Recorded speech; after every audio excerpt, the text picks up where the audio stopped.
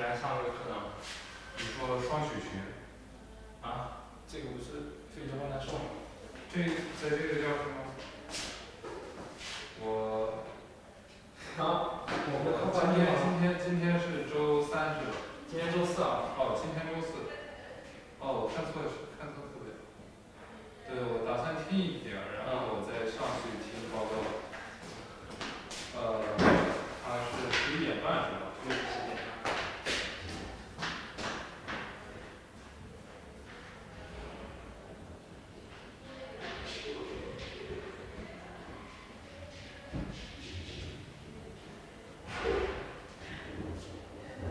，11:30。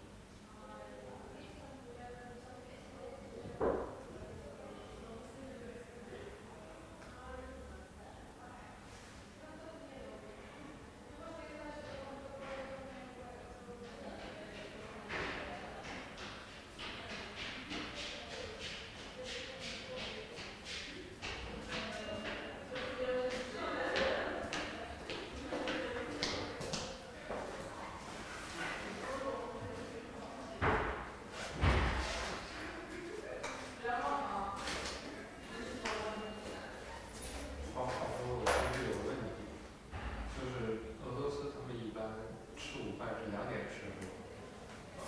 差不多。一般性不起。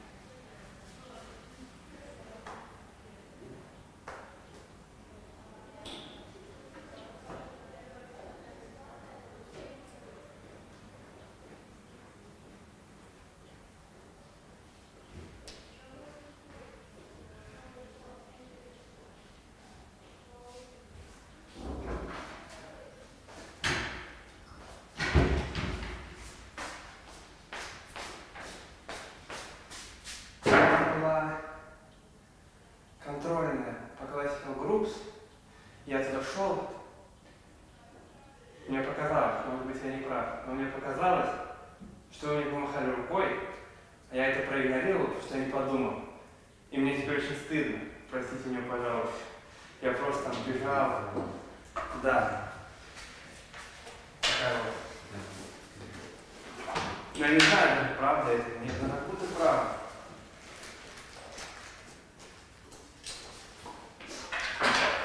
Но это я, в общем, ничего не имею в виду, просто я не вижу.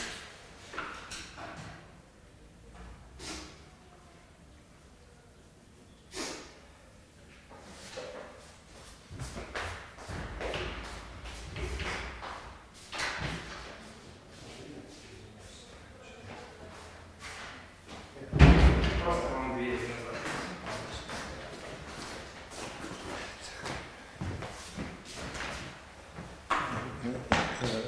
Это нужно или так хорошо? Не, ну нужно. Нужно, да? Yeah, so maybe I should recall what was last time. Or you already have you seen something or вы смотрели, что было в прошлый раз? Сейчас не успел. Нет, да? Okay. Then let me remind you what was the last time. So we have discussed a little bit central. So we started to deal with well, finite dimensional. So maybe well, finite dimensional simple central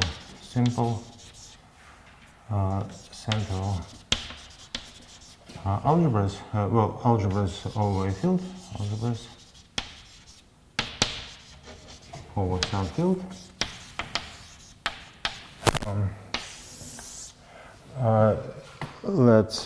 So maybe we should abbreviate this just as SCA.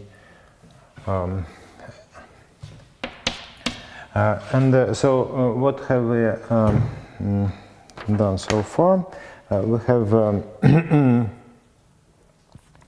well, of course, definition is clear, yeah, so finite dimensional is clear. Simple means that it doesn't have two-sided ideal except of zero and the algebra itself, and central means that its center coincides with the, so central should be joined with this, yeah, so central refers to the field, yeah, so central means that the center is that field, just here, yeah, and well, algebra is algebra.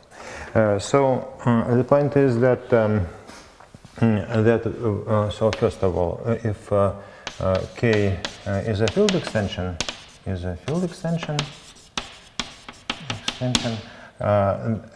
A is yeah, central. So far we don't need finite dimensionality. Central. Maybe central simple. Usually one says central simple algebra is a central simple. Central simple small k algebra, and B is just is a simple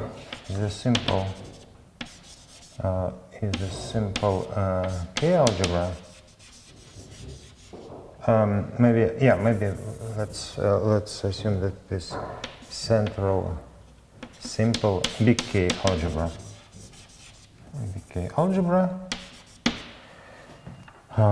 Then it's their tensor product.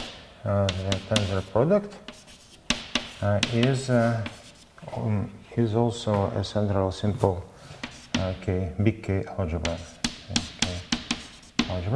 Okay. So next, you see, this means that for instance, if big K is the same as small k, then we have certain operation on the set of. Well, it's not a set. Yeah, it's not a set, but well, on the category of central simple K algebras. Yeah. And also, next, what we have introduced a notion of similarity. So, K algebras, two K algebras, central simple K algebras are similar.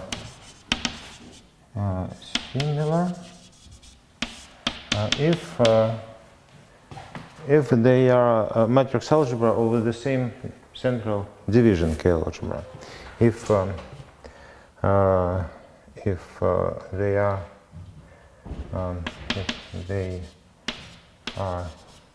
isomorphic,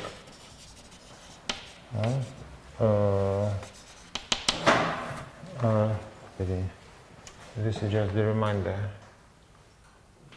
So we discuss finite dimensional. So we will deal mostly in at this period. We deal mostly with central simple algebras that are finite dimensional. Yeah. So central simple means they don't have to say it ideal except 0 and itself. Central means that the center coincides with the field over which this is an algebra. Well, unfinite. In some cases, usually they will be finite dimensional. So we can do this. So we say that they are similar if they are isomorphic to matrix algebras.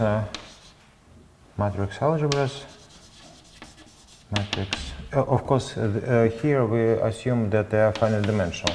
To finite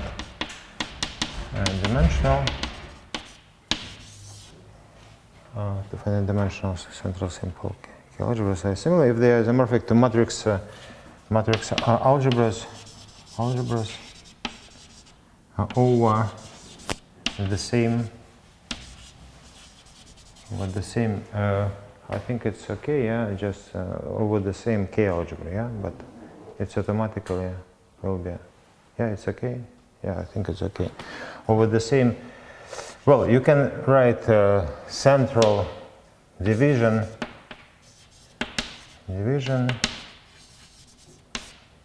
K algebra. Yeah, but I think it's not necessary. Yeah. Sorry. Yeah, it's okay. Is it okay? I think so. Yeah. So. Я вообще не понял. Чего не понял? Определение. Чего? Определение чего? Ну, я так понял. это Подобие? определение. Подобие, да. Подобие, да? Вот они называются similar If. после Sorry. Excuse me. If they are. Two algebras are called similar if they are isomorphic to matrix algebra over the same ring, over the same K-algebra. But if more in practice, so what is, yeah, maybe I should explain a little bit. So what are these finite dimensional central simple algebras over a field? They're actually matrix algebra over a division ring. Yeah. We know that by Wedderburn. By Wedderburn, any finite dimension, any Artinian or finite dimensional in our case,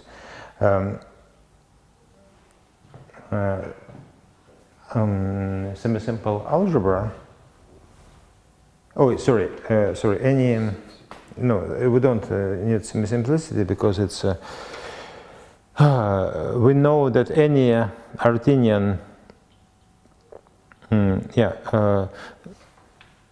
Any Artinian algebra.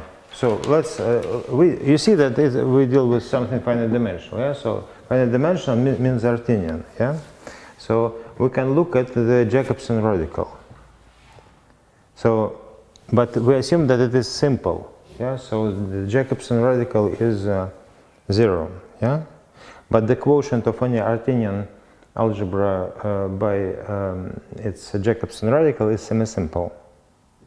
Yeah, and we know that any semi-simple ring is just a finite direct sum of matrix algebras over division rings.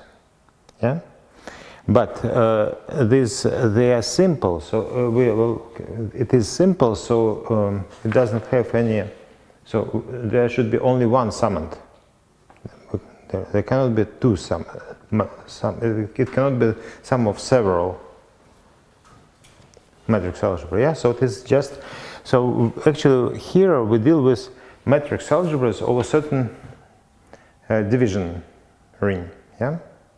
And the center of a division ring is this field, which is here. Yeah? Okay, so and two such algebras are called similar if they are isomorphic to matrix algebra over the same division ring. Okay.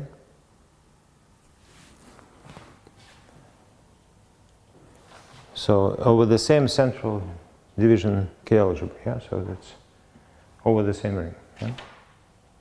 So essentially, yeah, so actually we will need to, yeah, so we have the notion of similarity and we have notion of the equivalence. Yeah, so we have similarity, this is an equivalence relation. Yeah, so we denote by BR of K the similarity classes. The similarity, the set of similarity classes. Similarity classes, which is the same as the set of isomorphism classes. Set of isomorphism classes.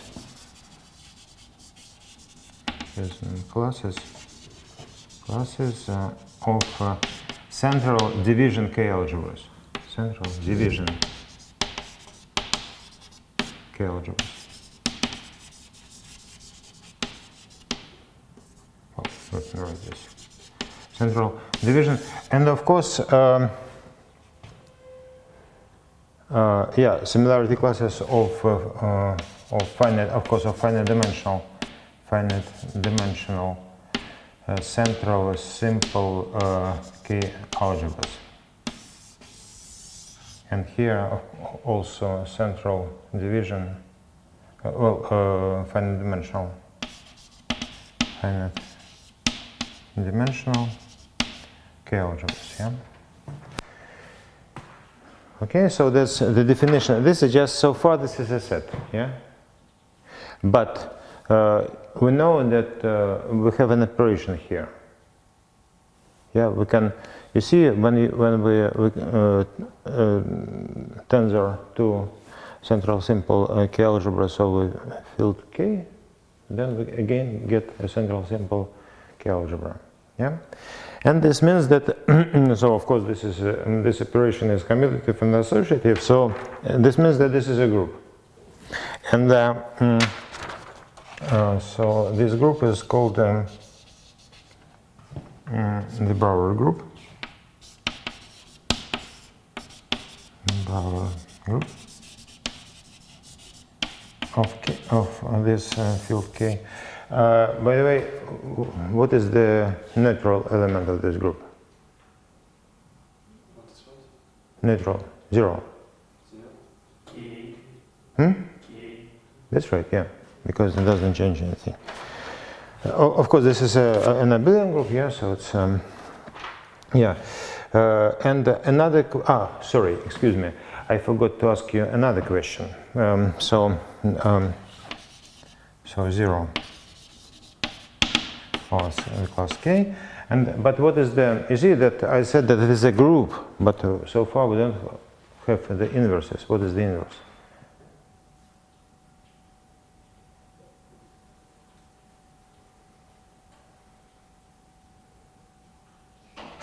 What is the inverse? You don't know.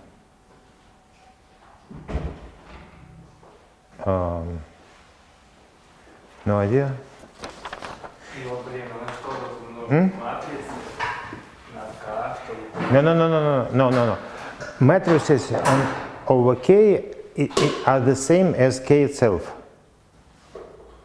Because this is similarity classes, yeah? There is no difference between matrices over K and K itself. That's the point. This is the same class. Значит, что не оба на К. You see, the similarity, what is the similarity class? It's, we say that two algebras are similar if they are matrices over the same ring. Yeah, so K is the matrices, is the algebra of one by one matrices. And another matrices are similar to that. Yeah?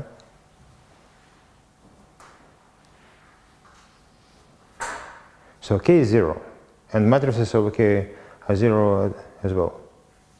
This is the same class, yeah? В смысле, матрицы разных размеров это одно из объектов? Yes, that's right. Yeah.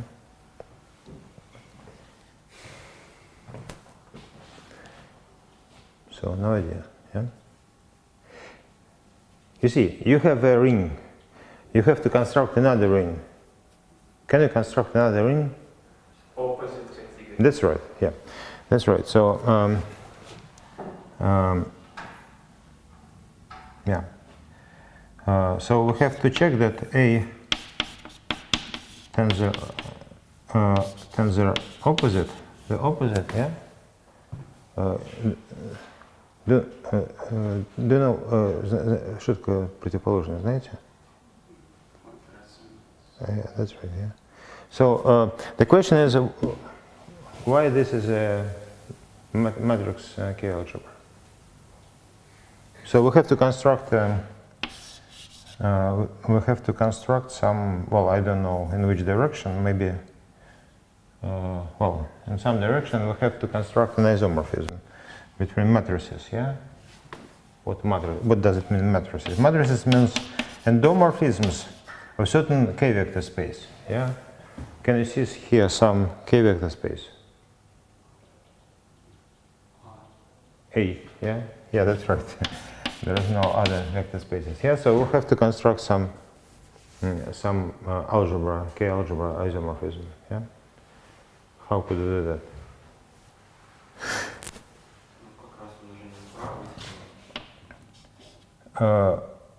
Yeah, that's right. Yeah, so so the point is that we have to, so we have A tensor B, and we have to associate certain endomorphism.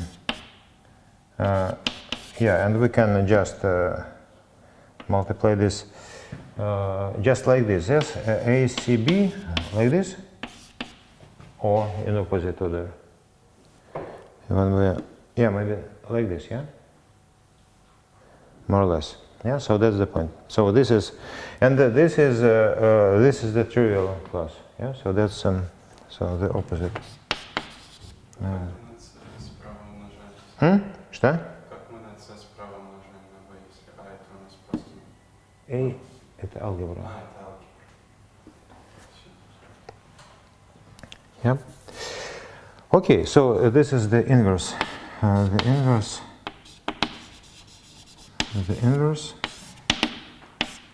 What else? That's it. Yeah, that's so that's the group. And now what was discussed last time?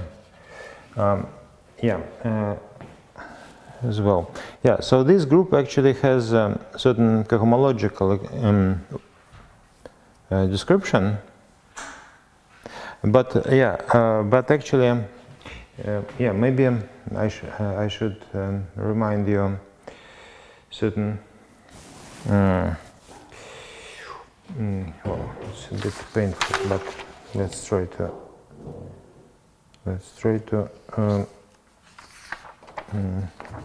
Yeah. So let me remind you a definition of the. First, you see, the point is that we sometimes we deal with a certain non-abelian cohomology. So, or maybe do you remember what? Or do you know what is the first cohomology? What is the first cohomology of something non-abelian? You don't. Саша, что скажете? Что-то. Первая когомология чего-нибудь неабелева. Знаете, что такое? Это не то, что морфизм, просто. Нет, ну, well, let me remind you. So this, just a reminder. An abelian first cohomology.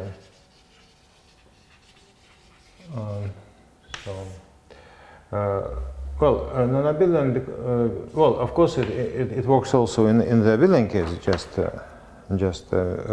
The point is that we cannot continue in the non-abelian case. We can continue. Well, there are some theories, but rather complicated. But we are not going to deal with them. So the setting is the following. So we have a group G. A group G and a G group A, a G group. This means that this is just a group, and the G acts by automorphisms of A. So automorphisms of this group A. So group. Automorphisms, and so what we are going to do is to define the one cocycle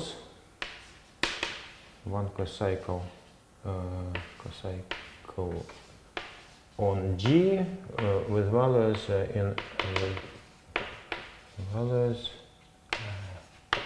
in A. So this is a map. Let me. Oh, I don't have. Yeah, a map from G to A. Let's call it phi, such that phi of GH. Phi of GH is what? It's a bit complicated. Just a second. Yeah, it's phi of G times phi of H, and you see that we can the group G acts on A, so we can act on this element by G. All right. Yeah, so that's the definition.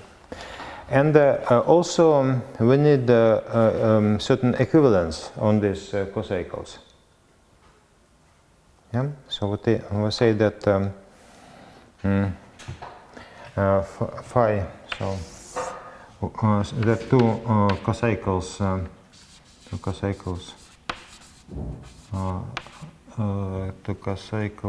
phi and psi are cohomological.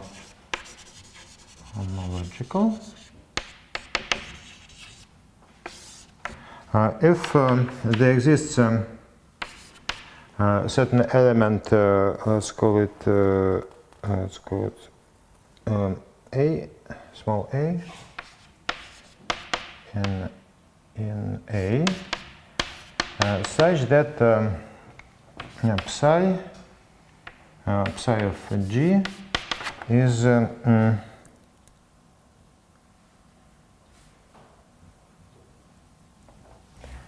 psi of G is A inverse phi of G, A G. Yeah, of course, for all G in the group G.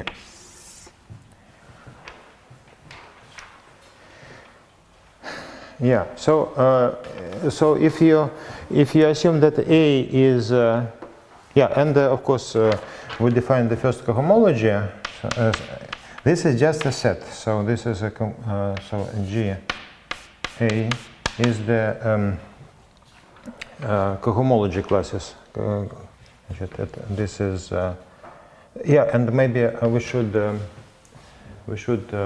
denote by Z1 of GA. So the set of set of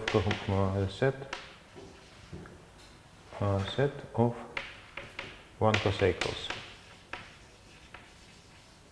The set of one cocycles on G with values in A. Yeah, and H1 is the set of cohomology classes. Set of cohomology classes.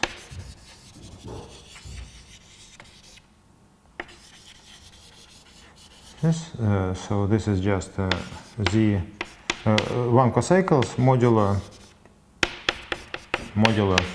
cohomological equivalence.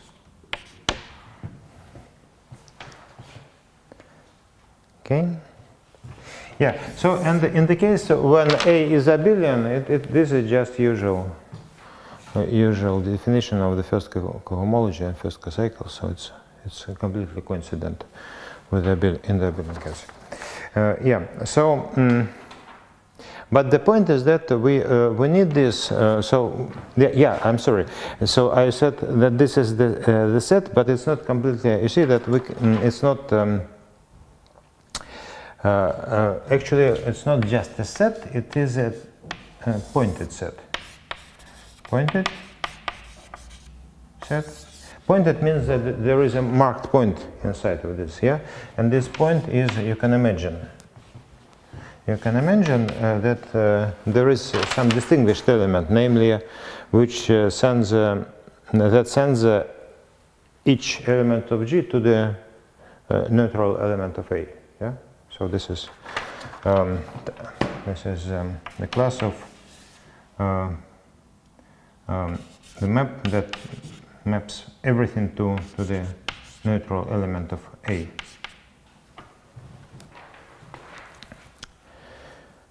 Okay. Yeah. So now concerning this non-abelian cohomology, well, what should you know? That if you have a short exact sequence of G groups, A, B, C, A, B, C is an exact sequence. Of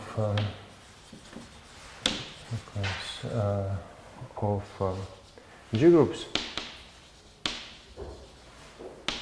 Then there is a there is the following. Yeah, maybe. Then the following sequence of. You see, we can take invariance. Yeah, take the fixed part of these groups, and this will be an exact sequence of groups. Yeah.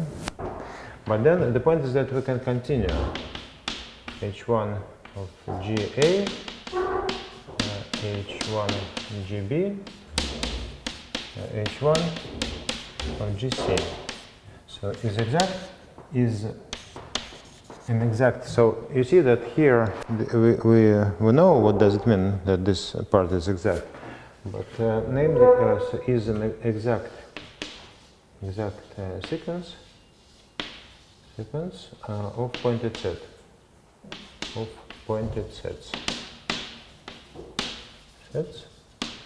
What does it mean that a sequence of pointed sets is exact? This means that that is let's define this separately. So if we have S T U, what does it mean that so if so a sequence of pointed sets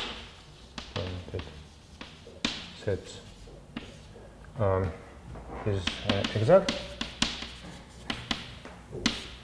if well, say let it be alpha beta, if the image of alpha is the pre-image of the pointed of the marked point here. Yeah, so if alpha of S is the pre-image of the marked point. So this is definition. And you see that in the case of group, for instance, if we have so this is just an example. So if we have TU, for instance, if this is an exact sequence, then in the case of groups, this means that this is an injection. Yeah. But in the case of just pointed set, this means just that. Well, means this. Yeah, but not.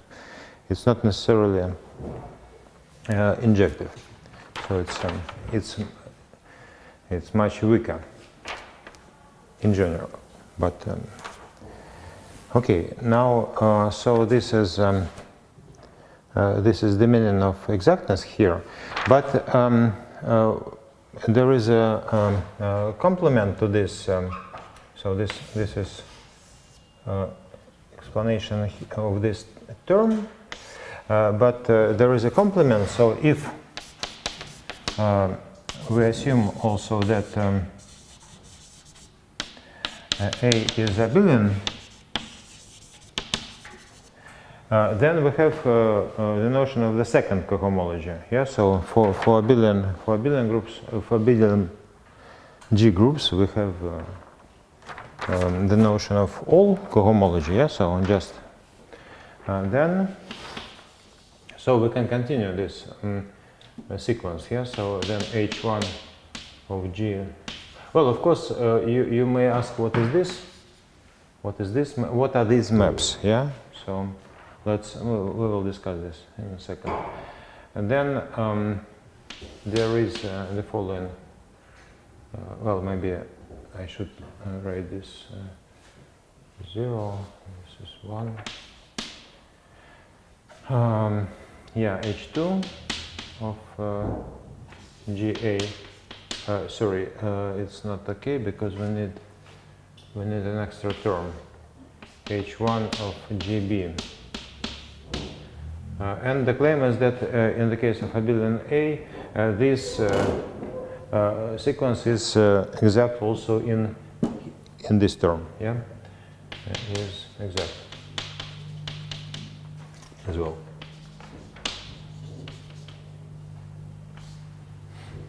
Okay. Yeah. So now what are these maps? So you know what are these maps? Yeah, you just restrict. You have an inclusion of A to B, and you just restrict this inclusion to the fixed part, and the same is here.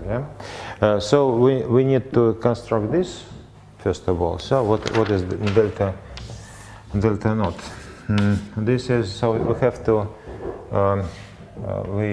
take some C. So C is a fixed element of big C. Yeah. What is C? C is let's call this pi. So there is some B in B. You know that B surjects onto C. Yeah. So there is some small b such that pi of B is C. Yeah. Well, then we just play the usual game. We construct something like so we can take. We have to construct a map here. So we just send any element of G to B inverse B G. Yeah, and it's an easy check that this is one. Oh, this is an exercise to check that that this is a cocycle. Yeah, this is a cocycle. Yeah, well, you can try to. Че?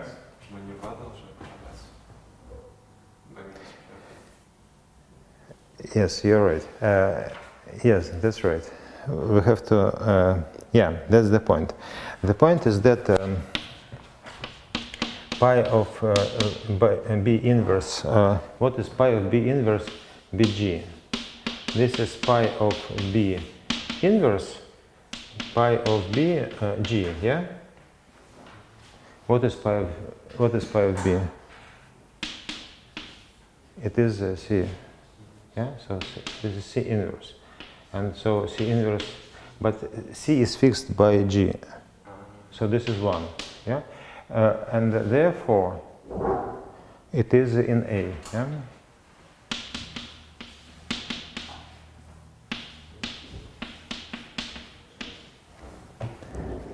Well, strictly speaking, you have to write here yes, this is an element of B, but you can pull it back to A. Yeah.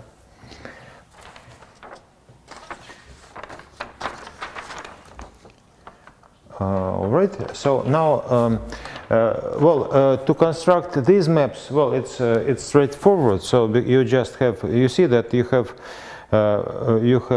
cocycles with values in, for instance, if you have a cocycle with values in A, you just apply this inclusion and you get a cocycle with values in B. Yeah, and then here you apply this projection. Yeah, so it's straightforward. But also we have to define the D1. So now here in this case, in this case we have to. So for instance, we have a cocycle. I don't know. CG. Yeah. So CG. Oh, maybe. Well. G, well, let's call it F, yeah. Let's call it F, F of G.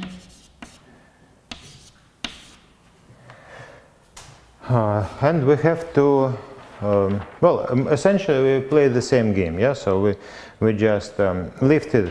So what does it mean? We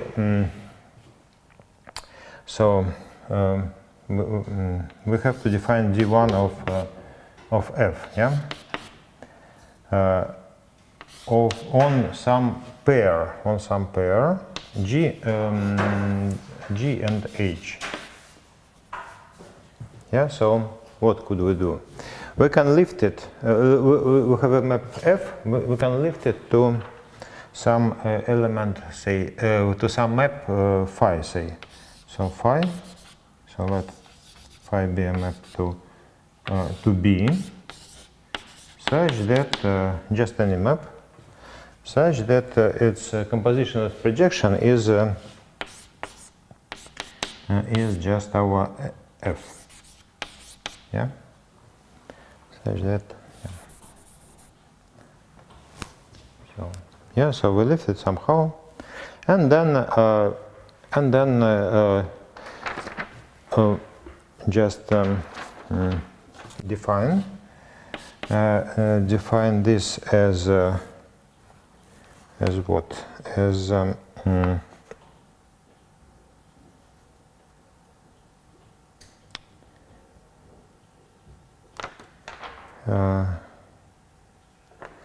yeah, just define it as phi of g times phi of h g phi of gh inverse. Yeah.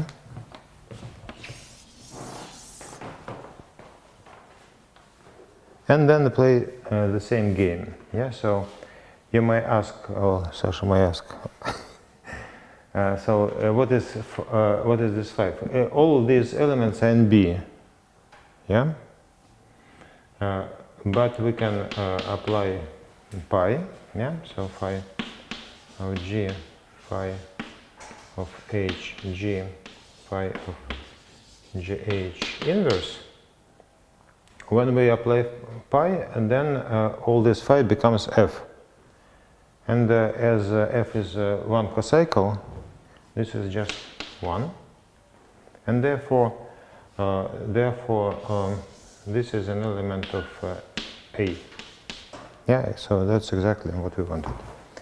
And well, of course, you have to check that, you see that we, first of all, here f is one cocycle. Yeah, so then you have to check that, well,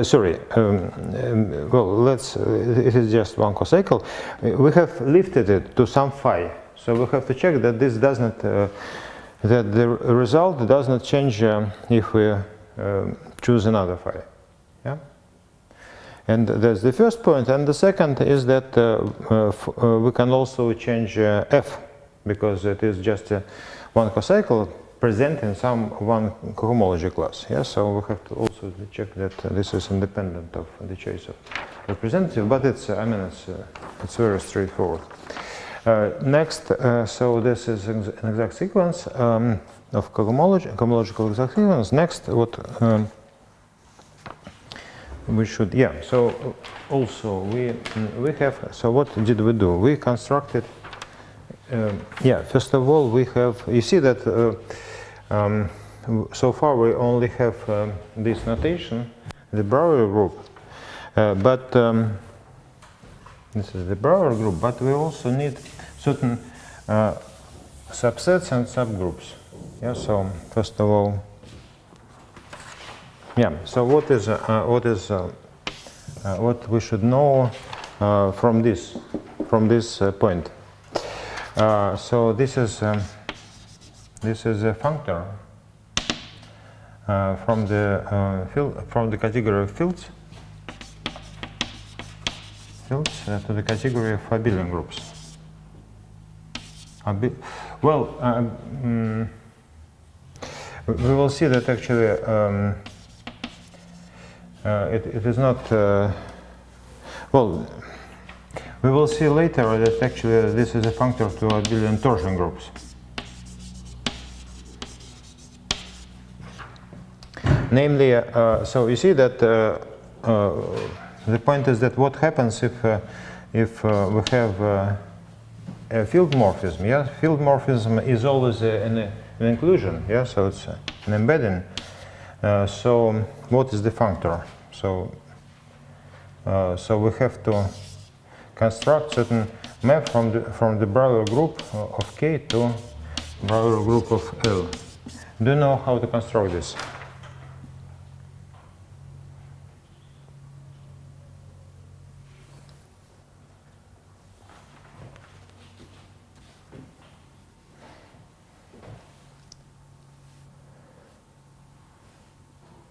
So you see, here we deal with K algebras. So, that's right. Yeah. That's right. So just over k, yeah? Yeah, so this is a functor, and also we need the following notation. So as we have such a homomorphism, then it may have a kernel. Yeah, so the kernel is denoted by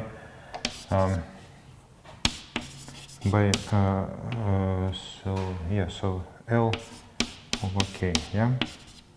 So this is the kernel, and it's you see it, and we say that elements. So this is the group of well, classes of K algebras. Well, simple simple K algebras splitting over L. Or split over big L, yeah? So splitting, that split over this extension, yeah? And so what, yeah, so now what have we shown before? So very important point that any central simple finite dimensional K algebra splits over the over some separable extension. Yeah. So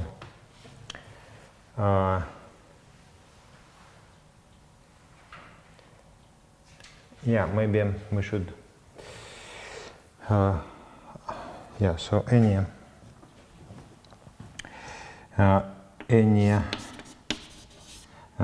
finite dimensional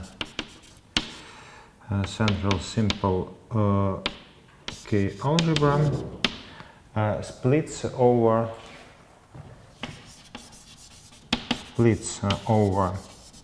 a maximal subfield of sorry, not but over any maximal subfield.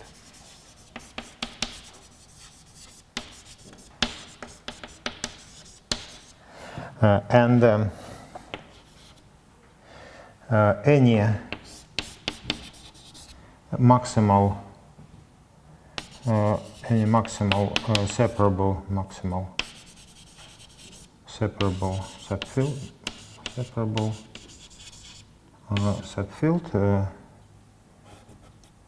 so any maximal separable subfield is maximal.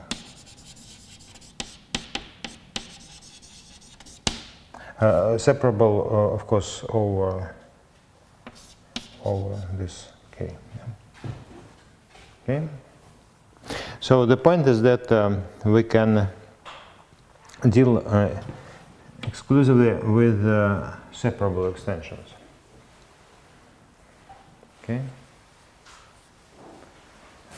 And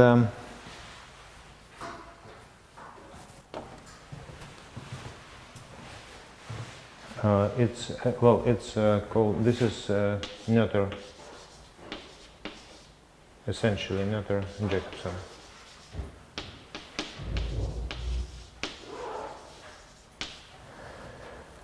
Okay.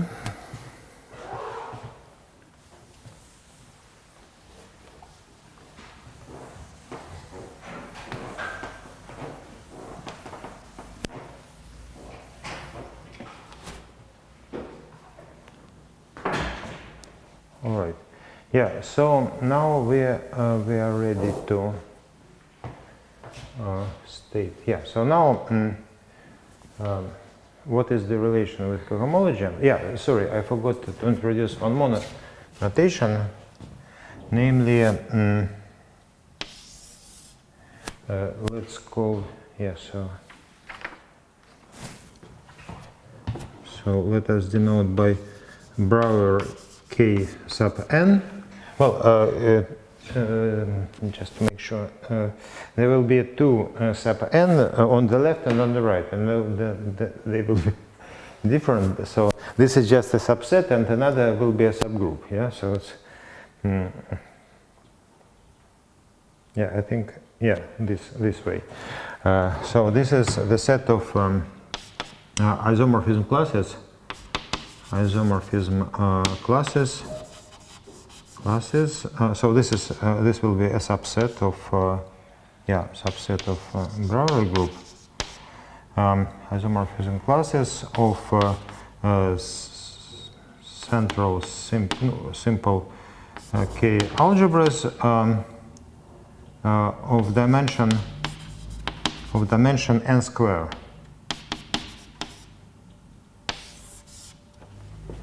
Yeah, so it's like well,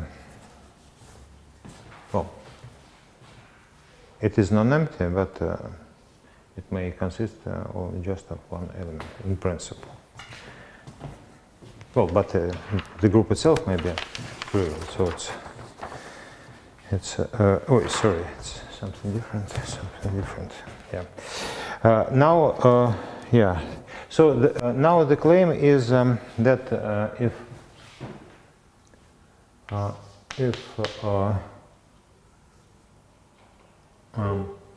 yeah, maybe one more remark. One more remark. Sometimes you see, so far G was just a group, but sometimes it's more convenient to deal with and all, and we didn't use any topology here. Yeah, so.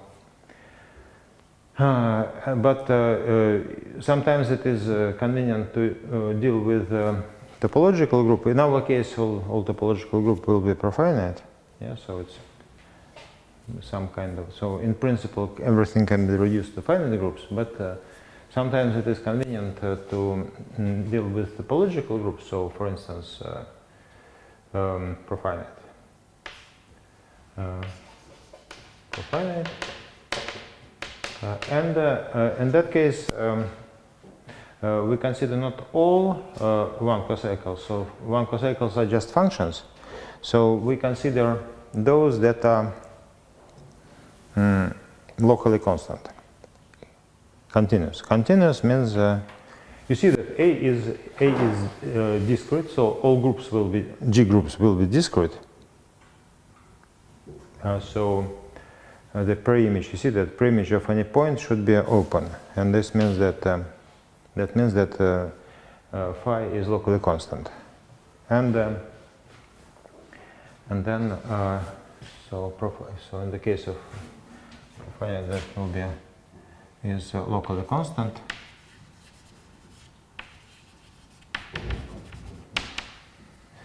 and well, but after that everything works. Yeah, so.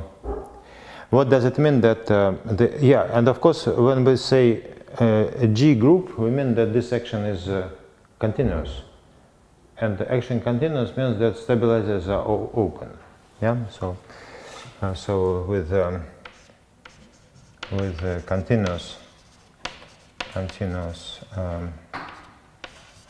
G action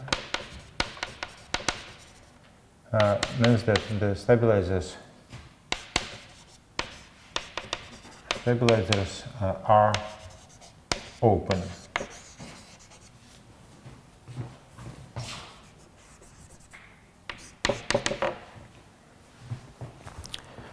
Okay. Yeah, but there is another option. So you can you consider cohomology classes. So you can consider here continuous. Continuous again means that locally constant, continuous,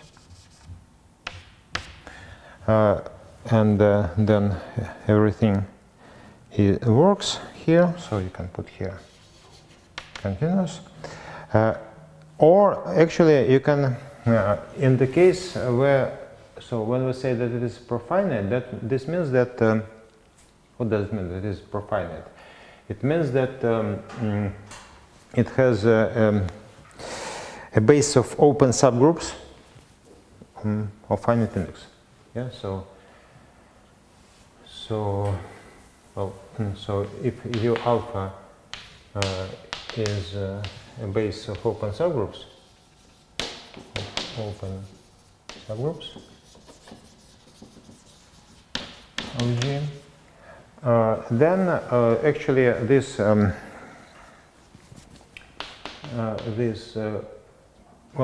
this cohomology. Well, maybe I erased. Yeah, I put here star because we will also need in the abelian case we will need another cohomology. Yes, just to define it more or less in the same way.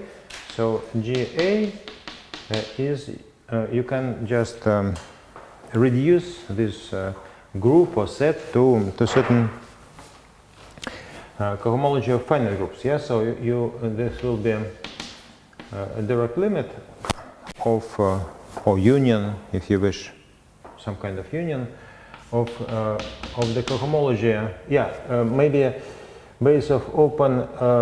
You see that in the case of when a group is a finite index, then there is a little bit smaller subgroup which is also of finite index, but which is normal. Yeah, you know this normalization. You just consider all conjugates and take their intersection. Yeah, so actually, if we have a base of open subgroups in the case of profinite group, then we may assume that they are normal, open normal subgroups. Yeah. And then in this case, you have a quotient. This is a group. Yeah, this is a group, and you take homology of this finite group. So this is a finite group, and you take homology of this finite group with the fixed part of this subgroup. Yeah, you see that this quotient acts on this fixed part, and so you may ask in which sense this is direct limit. Yeah, so or union. Yeah, so the point is that if you have an inclusion of two subgroups, then of course you have inclusion of the fixed parts or in the opposite direction.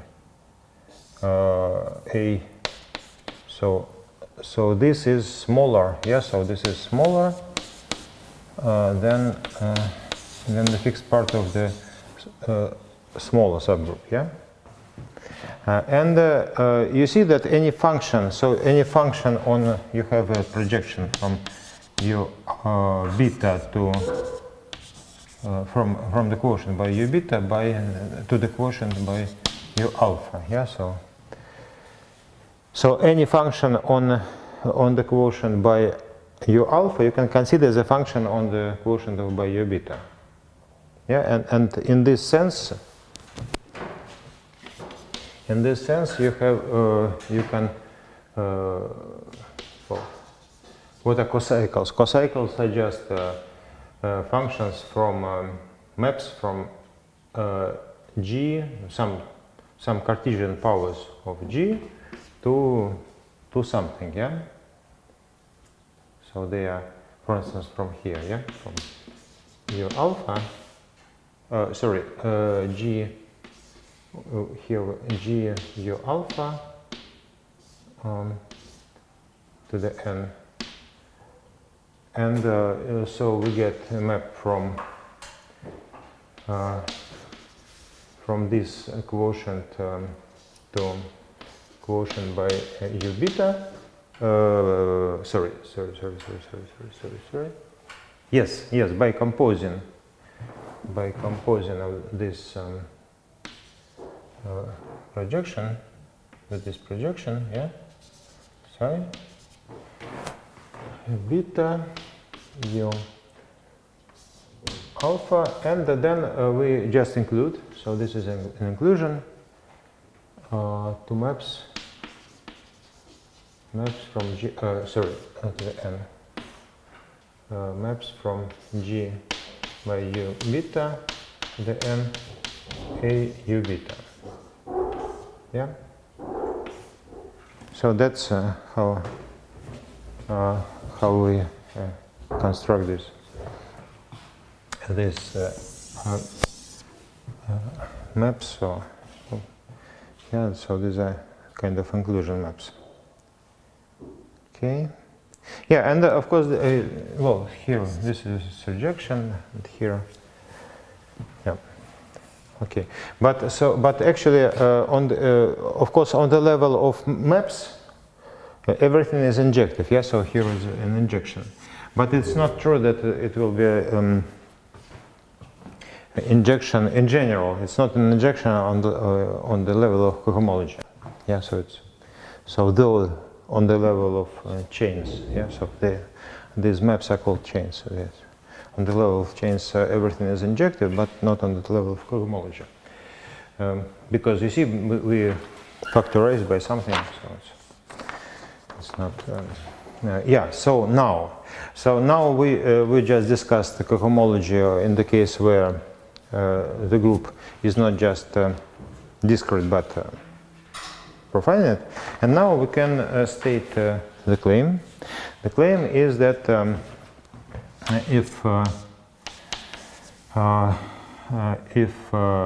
big K over K is a Galois extension,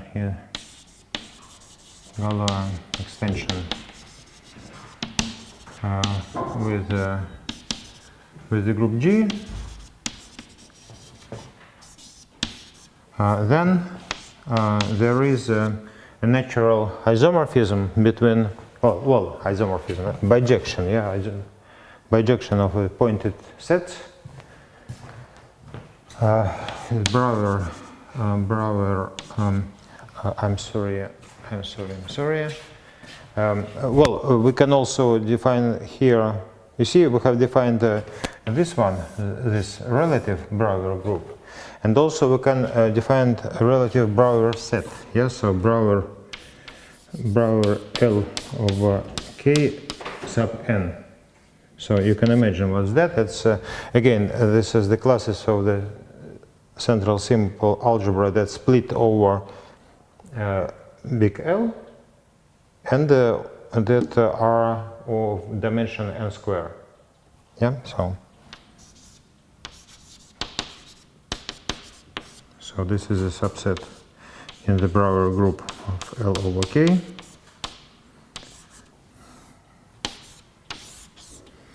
Yeah, and the claim is that this, maybe just to stress that they are strongly related to each other. So this relative Brouwer group and absolute. So just to make sure that it is well stated. So the Brouwer group of a field K is the same as the Brouwer group of the separable of the relative group of the separable closure. Yeah? Because any central finite dimensional central simple algebra splits over some separable extension, namely over any maximal separable field extension in itself. Yeah. So it's here. You see that any finite dimensional central simple algebra splits over any maximal subfield in it. Yeah. So you take this. You look at this, take some central finite dimensional central simple algebra, look at its subfields. There are plenty of them. Yeah. And the point is that it splits over any maximal among them. Yeah. That's the first point. And the second point, which is Noether-Jacobson theorem, that any maximal separable subfield is maximal. Yeah, so in particular, by the previous point, it splits, so any algebra splits over a maximal separable subfield. Yeah? And therefore, so that's the point we use.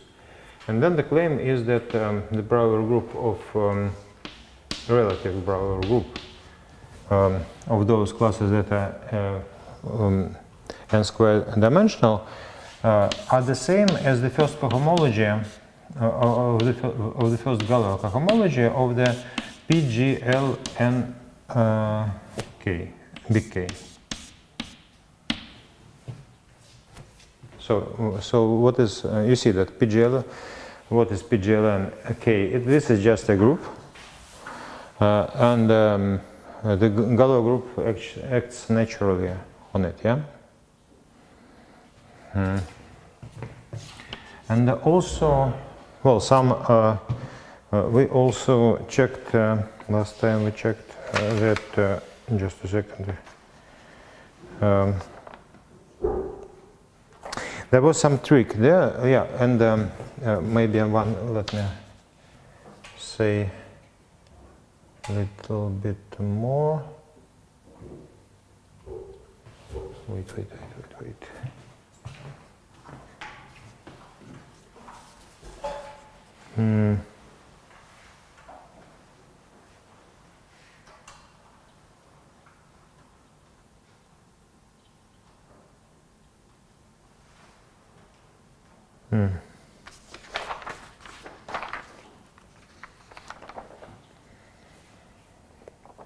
Yeah.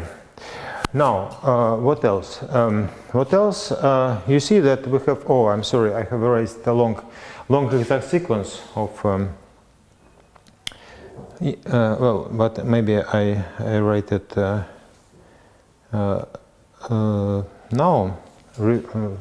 Rewrite it in certain concrete case. So you see that we have a short exact sequence of G groups. Well, let's continue under this.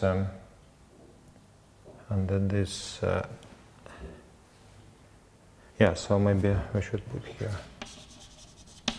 So of course we consider if this Galois extension is infinite, then of course we take here continuous cohomology. Well, or just understand this way. Yeah. So you take some finite Galois extensions and then pass to the indirect limit.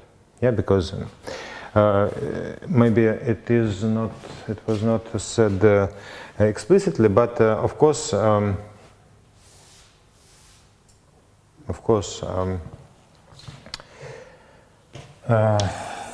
So any Galois group for any field, the Brouwer group of this field is the union of relative Galois groups where big K runs over finite Galois extensions. Finite Galois extensions.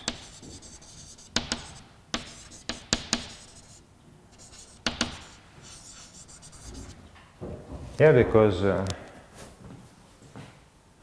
you see, we take any algebra, any central simple algebra, finite dimensional central simple algebra, and we know that it splits over some finite separable extension. Yeah, and that's so. And any finite separable extension is contained in the finite Galois extension. Yeah, so that's how we present the whole Brouwer group as the union of relative Brouwer groups of finite Galois extensions.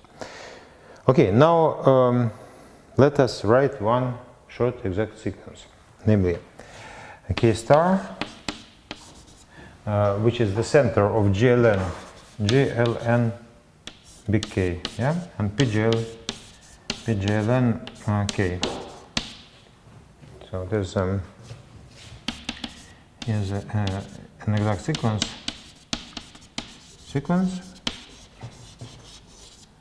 of G groups.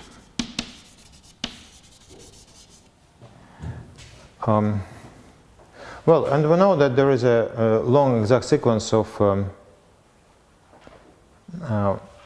long exact sequence of the cohomology. Yeah. So if we write this long exact sequence, what do we get? So we get h1 of JLN, h1 of PJLN, and the h2 of K star.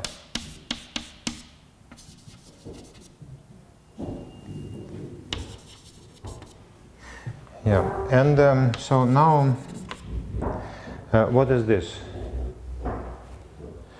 What is this? You see that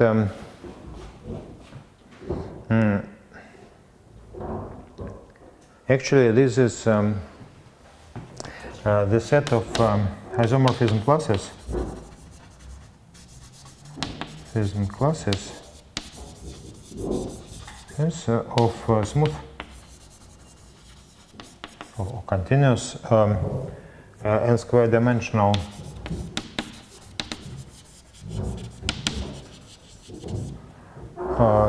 well, similar representations of n square dimensional, so over K K of G modules.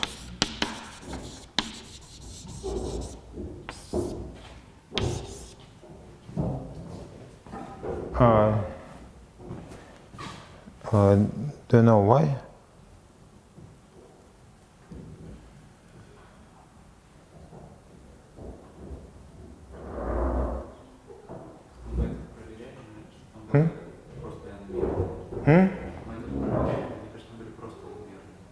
That's right. Yes, that's right. You're right. It's not. Yeah. It's. I'm sorry. You're completely right. Yeah. It's the n-dimensional. Yeah. And you see that this is what is this? If G is if G is a finite group, then this is just the matrix algebra. Yeah. But in our case, we can reduce everything to finite groups. Yeah. So so actually all this. So there is the only class here, namely K nth Cartesian power of K. Yeah. So this is just the point. Yeah, and now.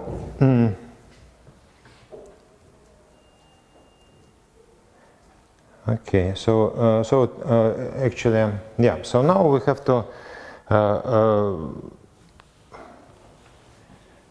actually there is yeah, and the point is that this is so the claim is that this is so claim that this is surjective. Surjective. Well, actually, this is a bijection. Is bijective.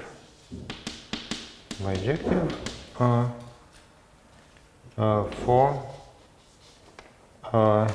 Well, here we have to assume that bijective for n equal to the order of G.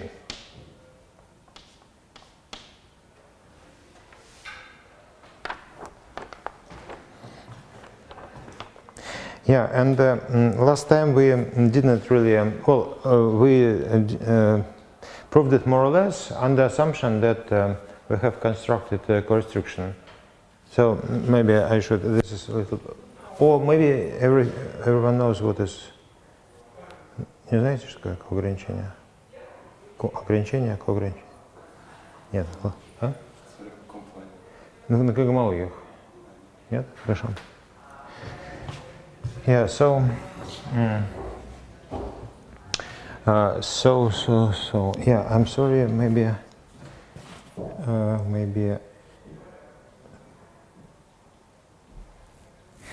yeah, so, at certain point, yeah, you see that here I mentioned that actually all these groups are torsion. Yeah. So you may ask why. You might ask why, so let's see. You see that as we just saw before, these Brouwer groups are unions of relative Brouwer groups of finite Galois extensions. Sorry, maybe I should. Sorry. Maybe I should say this later. Wait. I'm sorry, maybe it's too early to check.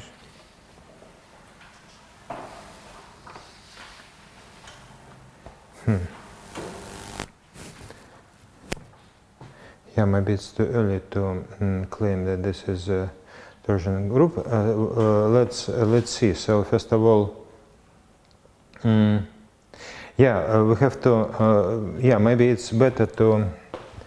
Maybe it's better to check that this. So maybe we should first check that this is injective. Yeah.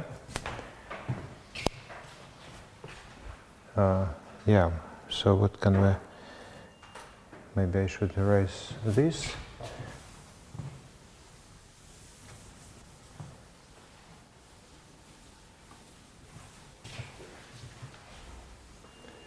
Let's see why. So what happens if it is not injective? Yeah. So we have a cocycle here. Well, of course, So let us check that. That H1 of G PGLN H2 G K is injective.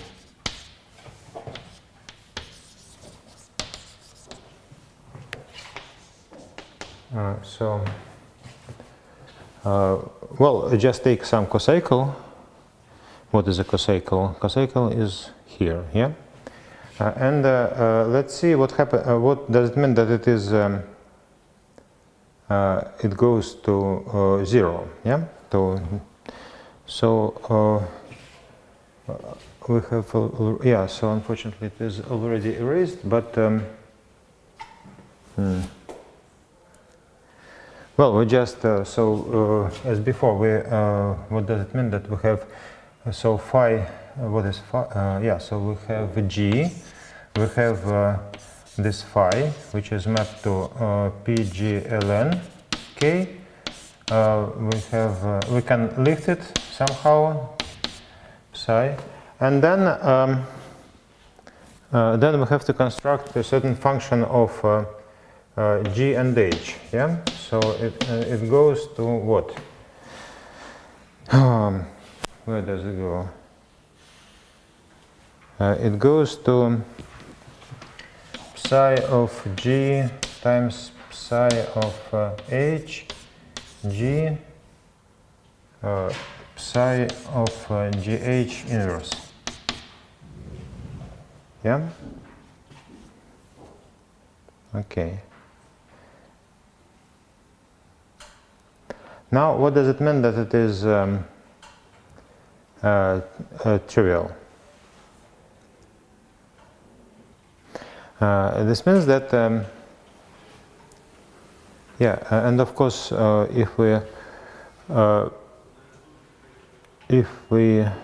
so of course, this is an element of K star, yeah? This is an element of the center, yeah? Center of the GLN, GLNK.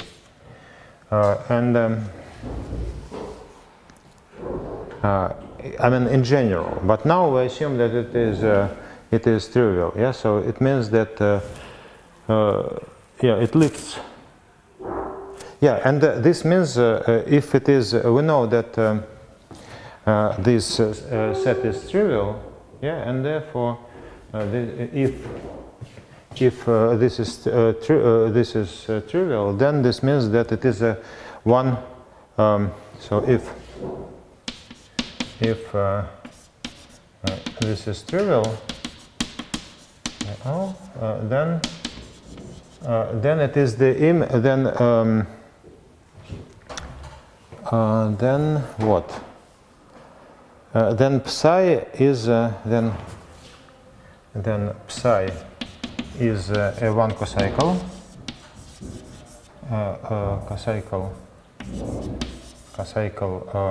Yeah. And y is one cocycle, but any one cocycle is trivial. Yeah.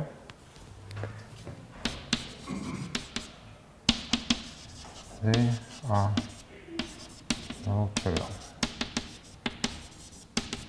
So and therefore phi is trivial. Yeah, that's the sorry, that's exactness. I'm sorry. It's not. Excuse me. It's not. You see that we have. We just checked. I'm sorry. It's a general fact that if we have a short exact sequence of G groups, then the sequence of pointed sets of cohomological pointed sets is exact. I'm sorry. It's not. It's not correct. We don't. We cannot proceed this way. I mean, it's general fact, but this does not imply injectivity. Yeah. So we have proceeded another way. So if we have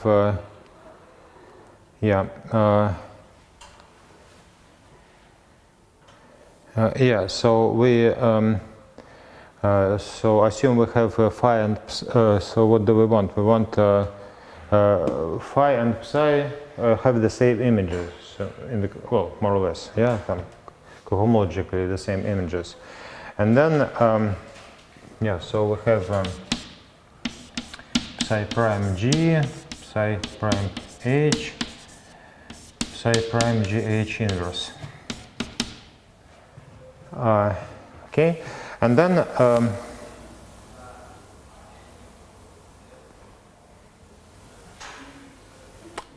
well, there was some trick. But I forgot what it was.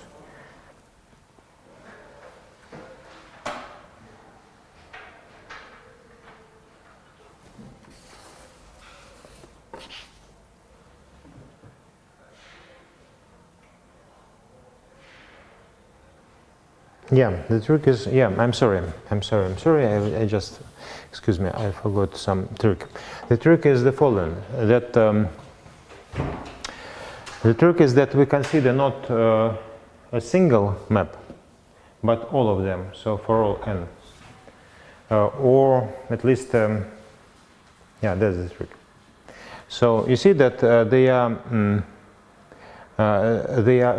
these sets are embedded into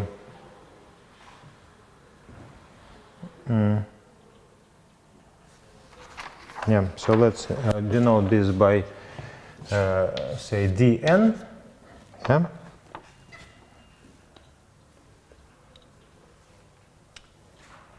Okay, and then we the point is that you see that this of course this is not a group, but there is so let me erase this because we don't need this. So the point is that there is the following map. So we GLM K times G PGLNK. Yeah. So you see that we consider distinct sets. Algebras, M square algebras, N square algebras. So what is our operation? You see, we want to add them, yeah? Add the classes. So what is the operation?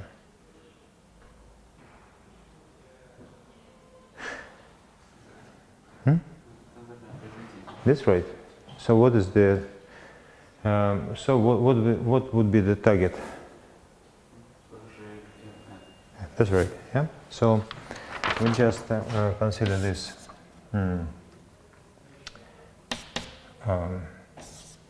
I don't know, plus or a tensor. Yeah. So G P G L M N. N. Okay. All right. And yeah. And the point is that so.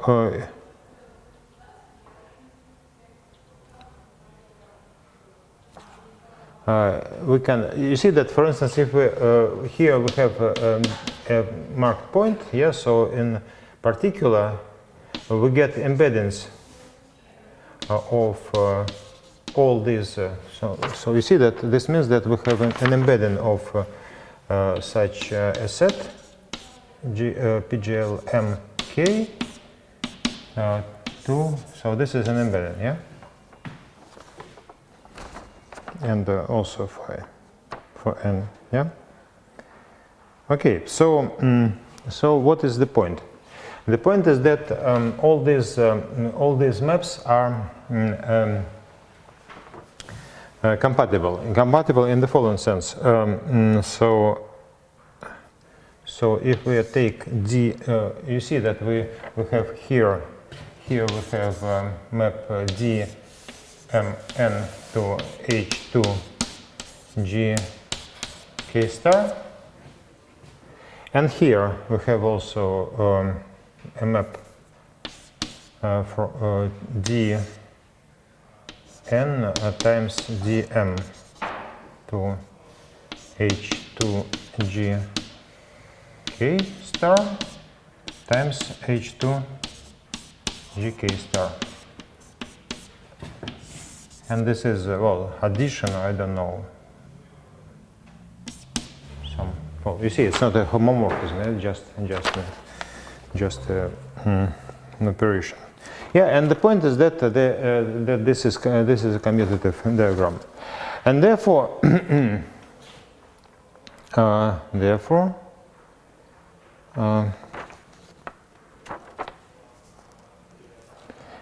the direct limit, so you see that we can pass to the limit direct, so consider the union of all this, union in the sense of this embeddings. And then, of course, and then this will become a group, so the limit of this PG, sorry, H1 of G, limit of n, PGLN of K is a group.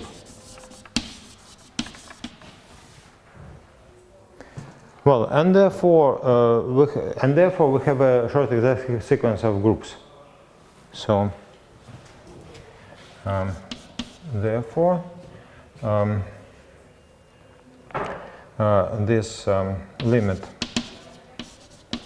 H1 G PGLN K, and this is limit of dn's H2 G K star is a group homomorphism. Is a group homomorphism.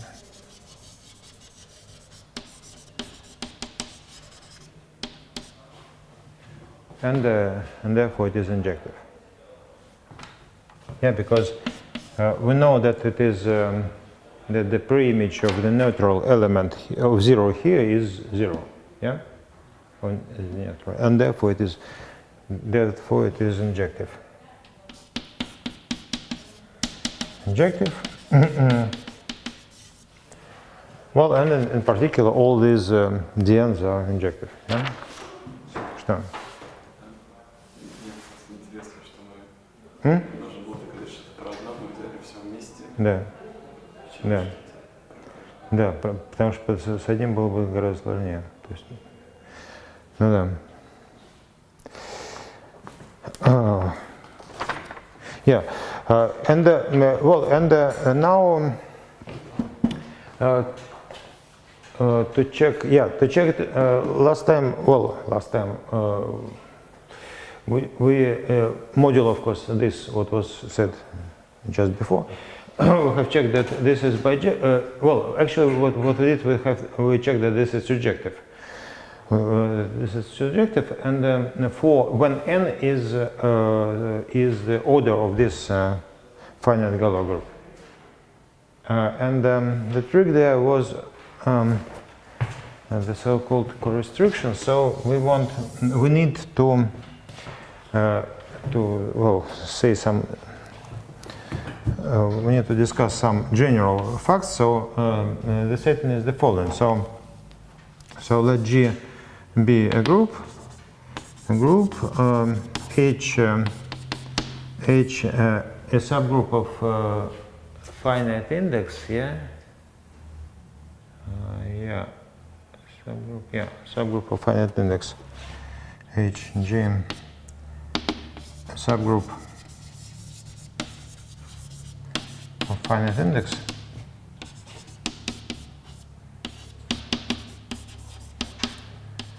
And then, and also M a G module.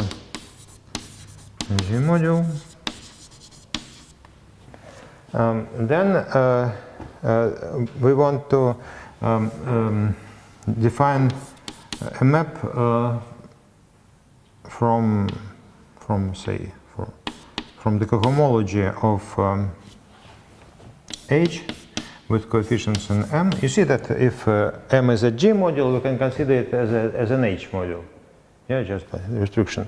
So the claim is that there is some natural map called co-restriction to the ith cohomology of G.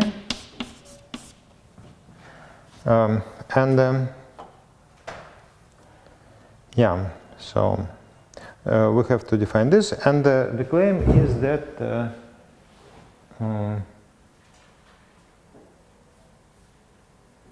the composition of so we can start with cohomology of G with coefficients in M.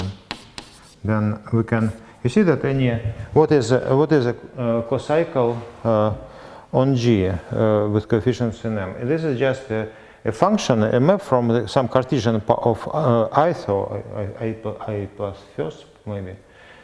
From some Cartesian, depends on how do you present cohomology classes. So it is a map from some Cartesian power of G to M, and then you can just restrict this map from Cartesian power of G to Cartesian power of H. So this is called restriction. So and this is, this is compatible with cohomology.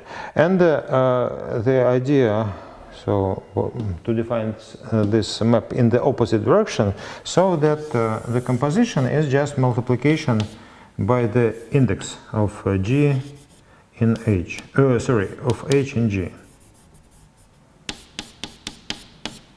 So now how do we define co-restriction?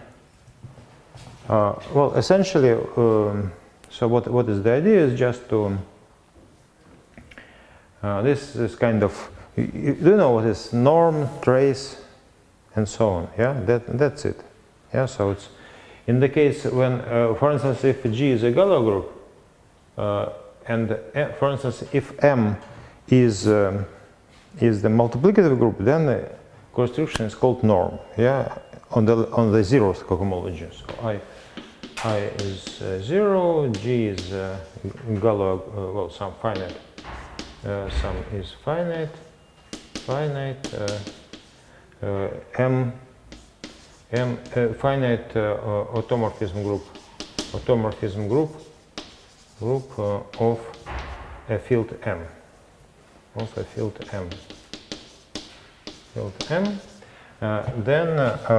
then co-restriction.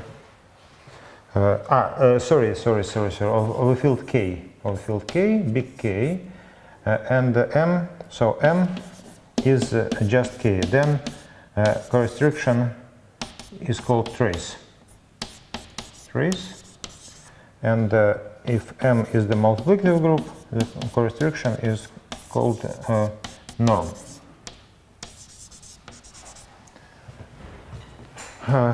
Yeah, and so in general, this is more or less the same. So we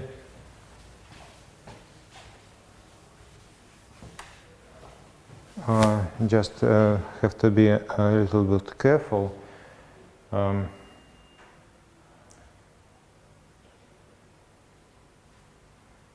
So what do we want?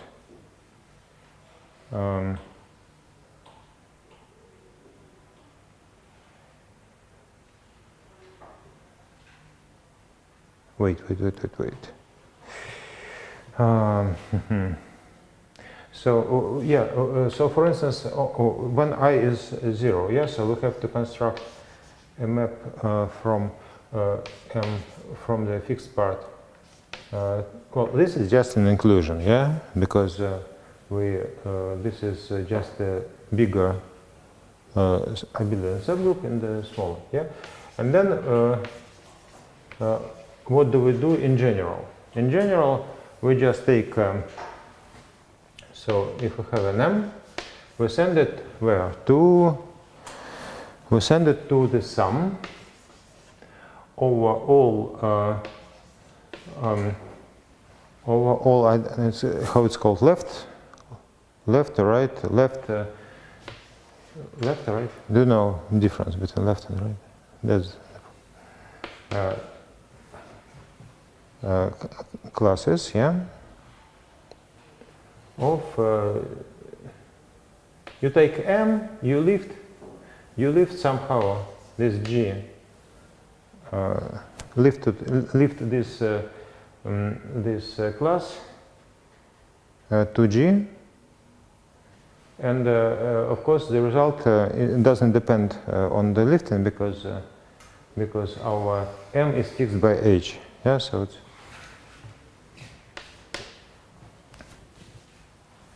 okay.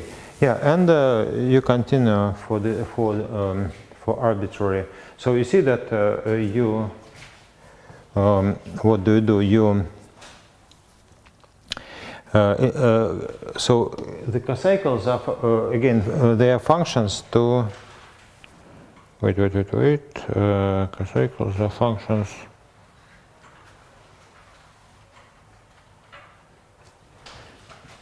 Yeah, maybe we should. So what are the?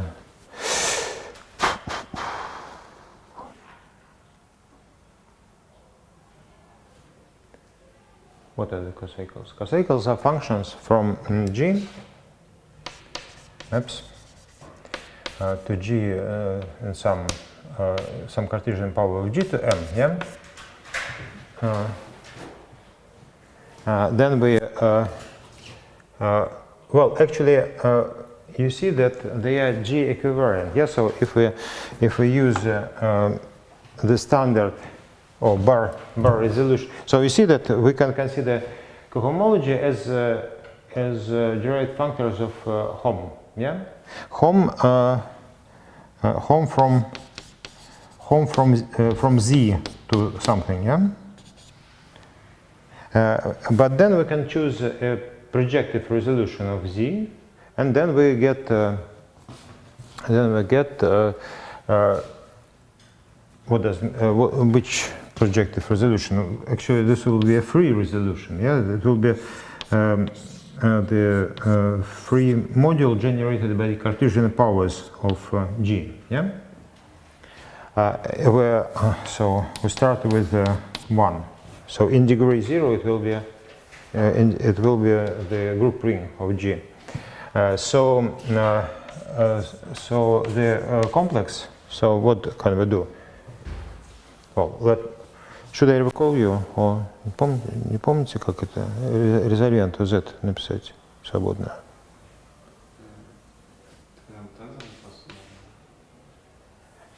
Нет, ну смотрите, вот есть Z, да, мы хотим написать. There is, so we deal with the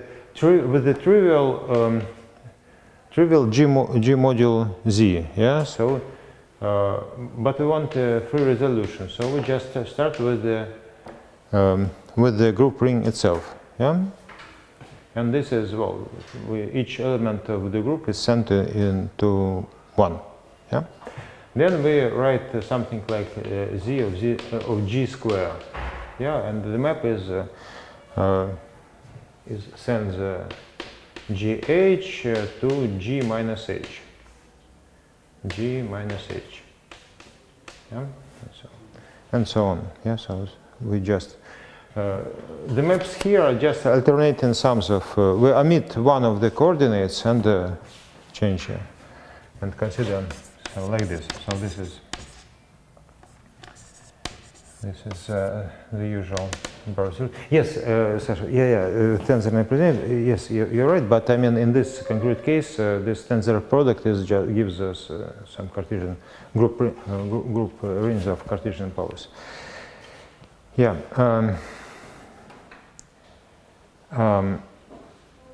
All right. And now we have to take home, or already on the level of so what will be the complex? To calculate cohomology, we take home from this G. When we take home, we just get maps, because what does it mean to take home? Just to associate to each element here some element of M. So what we get just maps from I plus first G covariant. Yeah, you see, because we consider maps as morphisms as the modules over the group ring. Yeah, so there should be G covariant maps from ith Cartesian power to M. Yeah, then of course we have a restriction with our maps from H. So this is restriction. That's clear. Hi plus 1 of M. And then we want some map to maps from back to we have to come back to G. G. So this is H equivalent. What? Yeah. So the question is, what is this map?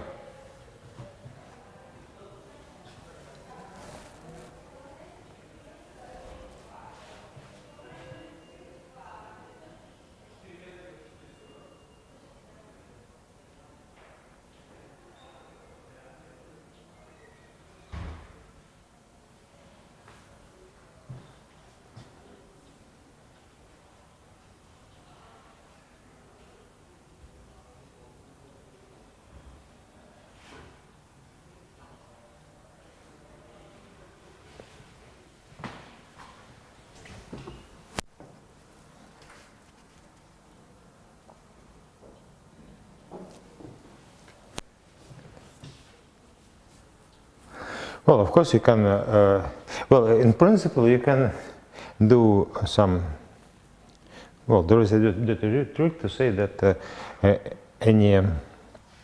it's to define a map on all cohomologies of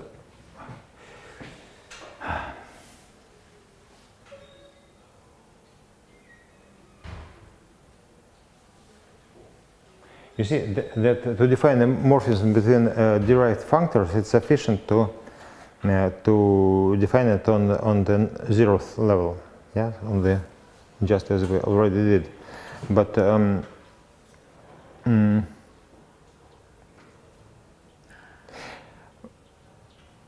well, let's see. So.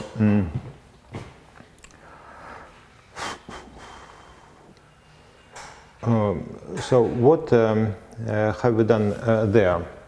Well, we just have to repeat this trick, yeah. So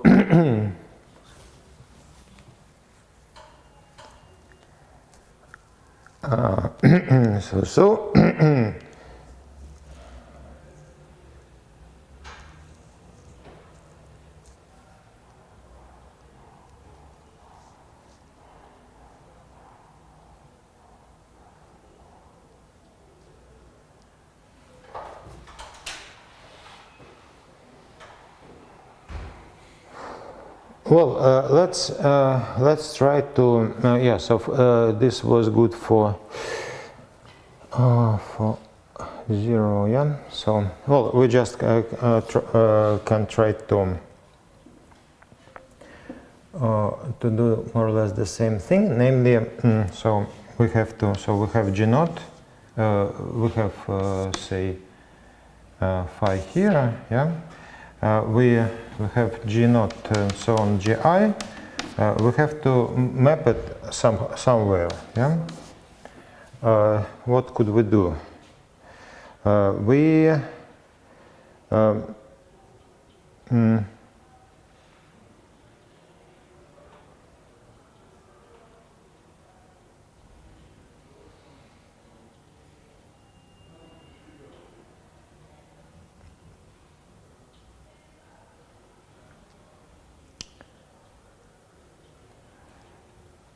Yeah, let's see. So essentially, the only thing we can do is to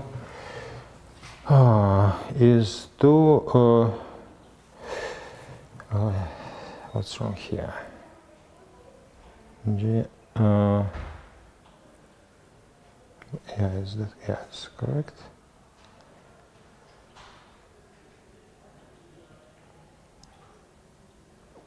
Yeah, maybe we should rewrite this in terms of, you see that we have already passed from, for instance, here we deal with equivariant maps from G to M. Yeah, in the case here, so here is the case of I equals to 0. Yeah, so in the case, so actually here we deal with equivariant maps from G to M. And we have identified them already here with the fixed part of M. Yeah, because so what is the how do you identify this with that when I is 0?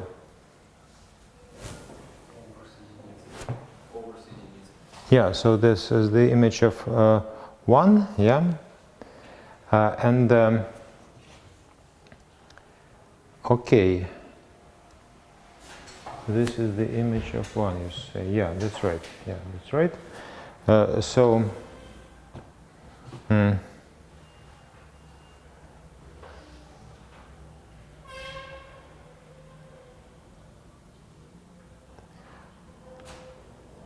Okay, so for instance, if I is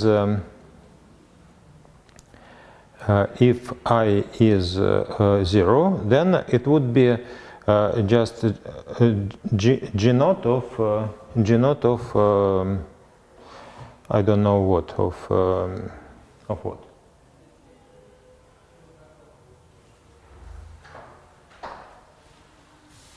You see that we have to, yeah. For instance, let's treat in these terms the same example as here. Yeah. So if so, what do?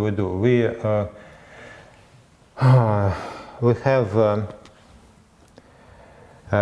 an H equivariant map from. Well, of course, you can say that. Yes, that you send 1, so you send G naught to G naught of this sum, yeah? G naught of this sum, so this will be sum over G and G over H M G naught G tilde, yeah? So that's the case of, but what is M? Yeah, sorry, maybe we should, what is M? We didn't translate, you see that when,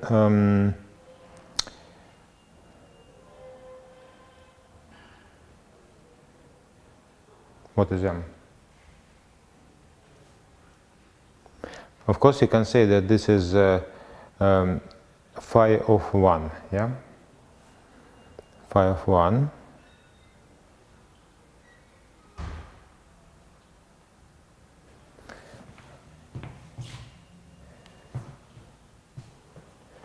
Phi of 1, yeah? But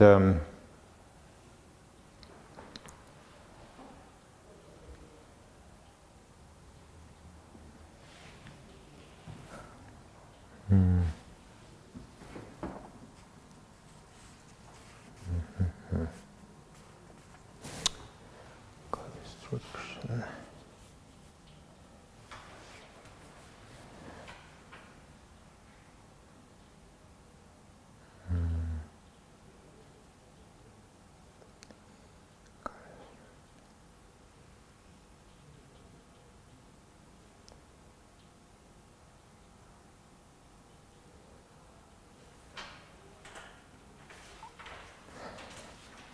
Yeah. So, well, essentially, what can we do? We can, 5-1, 5-1. 5-1. Well, it's not really. Yeah, 5-1 is not what we want because it does not really. You see.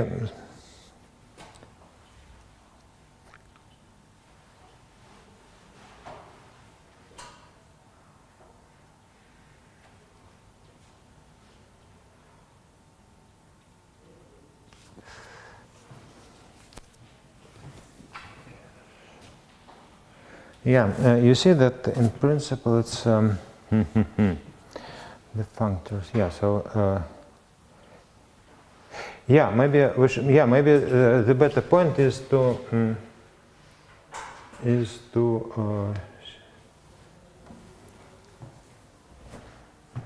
yeah. So we don't really need this. Maybe yeah. So at least the upper part of this.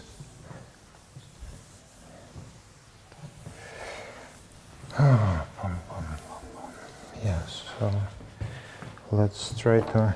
You see, maybe it would be easier to deal in more general setting. Yeah. So what do we want? We want.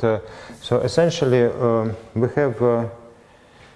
What do we want? We have two functors. So in our case, we have.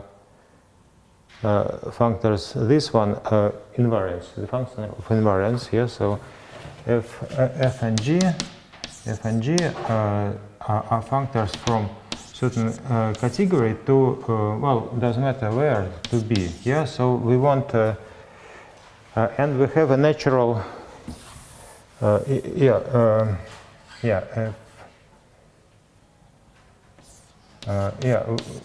yes, we have two categories A and B, and we have a functor.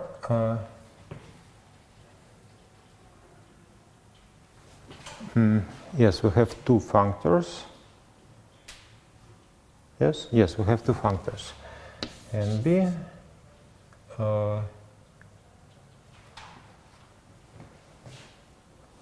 And we have a morphism between two functors. Yeah. F and B. Yes, we have G to the same B. Yeah, and we have a yes, we have a natural transformation between two functors. Yeah, and then the claim is that a natural transformation between two functors induces a natural transformation between their direct functors. Yeah? That's the point. Maybe we don't need to play with all this. So, is it correct? Yeah, so we have two functors. Yeah, so what does it mean that we have a natural transformation? It means that for any x, we have fx, we have g to x, and for any morphism, we have we have f of f, f of y. Yeah, that's right. So g of y, f of g of g of y, f, yeah. Okay, yeah. So the situation is very simple. So we have two functors, f and g, and namely, so A in our case are just g modules. G modules, and here abelian groups. Groups.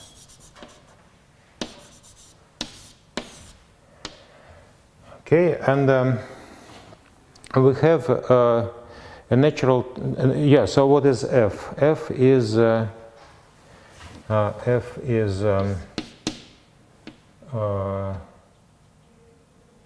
is H naught of G, and G is sorry, yeah, G is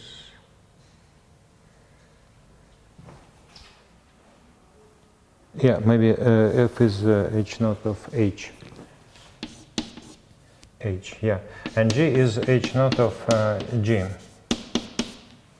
Yeah, and what is F of yeah, it's just yeah. So what is this? What is this? This is just the norm. So we have yeah. So what is f of x? F of x is just x h, yeah, and this is just x g, and the map is written here, yeah, and therefore what do? We just take yeah. So we forget about this.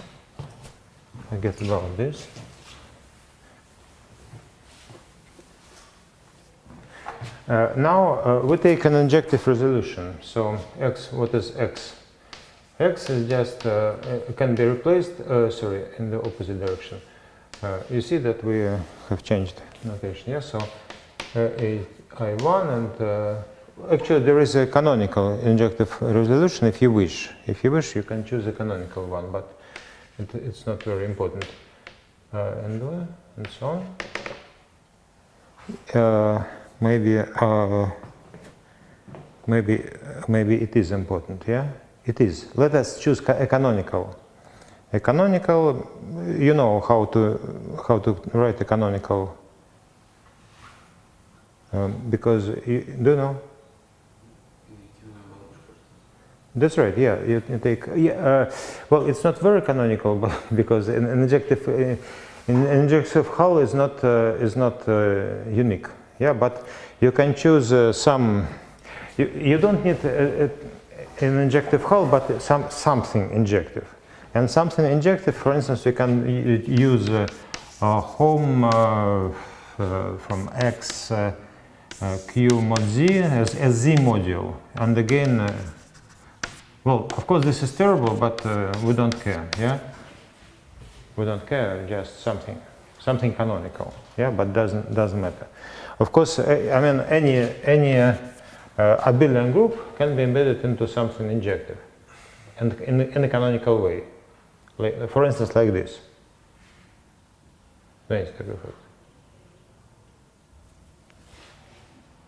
Что нет? Надо проверить. Тогда, или поверить. Лучше проверить. Даже задача, то есть очень примитивный модуль. Ну да.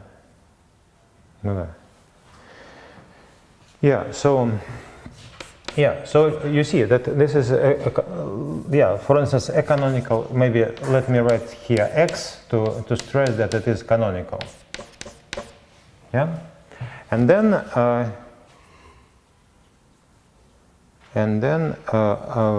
we just apply our yeah. So we remove this and write here. Right here what? Right here.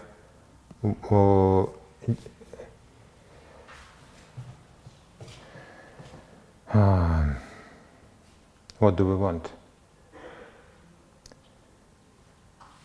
Yeah, we want. I forgot. What do we want? We have to apply f. Yeah, I'm sorry. We already have this. We don't. Oh, I'm sorry. Excuse me. We don't need any canonical because we deal with or we do. Yeah, maybe. Anyway, it's not to stay on the safe side. We take a canonical. Yeah. So we want to yeah. So we have we just apply f. So what are derived functors? Derived functors for instance, derived functor of f of x is just the ith cohomology of the we apply f to this injective resolution and take cohomology. Yeah. Now, what do we want? We just have to here. We just have to define a map from f of I of x to g, g of I of x. Yeah. But we already defined this. Yeah. So that's it.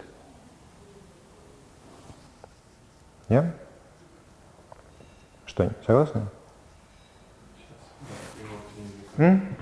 Смотрите, yeah, once again, we have two functors, f and g, from a to b. We have defined some transformation, some natural transformation between f and g. I don't know, let's call it phi. Let's call it phi, yeah? Some natural transformation between these two functors. Now we have to, so what do we want? We want to define a natural transformation between derived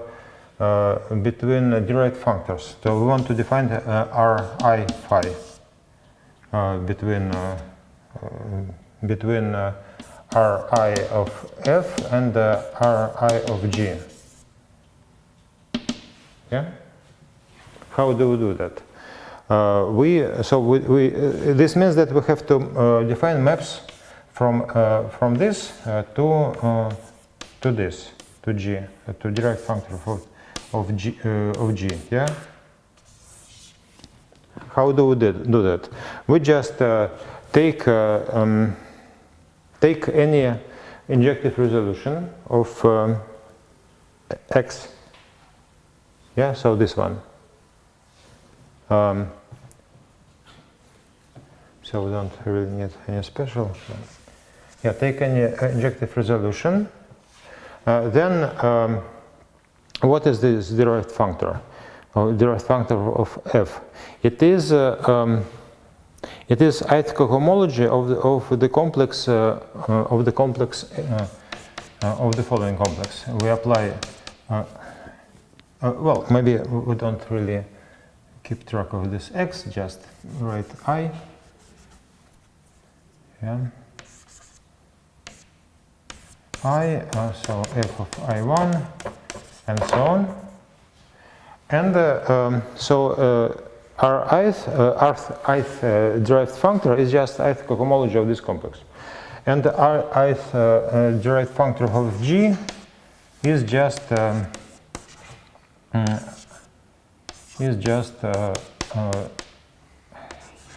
ith cohomology of this complex. Yeah. And what do? We just so you see that we have phi, which is a natural transformation. Yeah. So we just apply phi. So here we have phi. Here we have phi. Phi, well, maybe you can write phi of I naught, yeah? Here phi of I1, and so on. And that's it. So this natural transformation commutes with everything, so it's a map of complexes. So it commutes with differentials.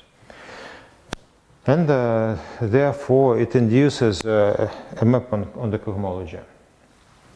And that's it. And yeah, and also you see that in our case, the composition is just multiplication. So we have this is precisely multiplication by the order of this quotient. So by the index, you see, and here it's not important that so h need not be normal here. Yeah, it's just any subgroup of finite index.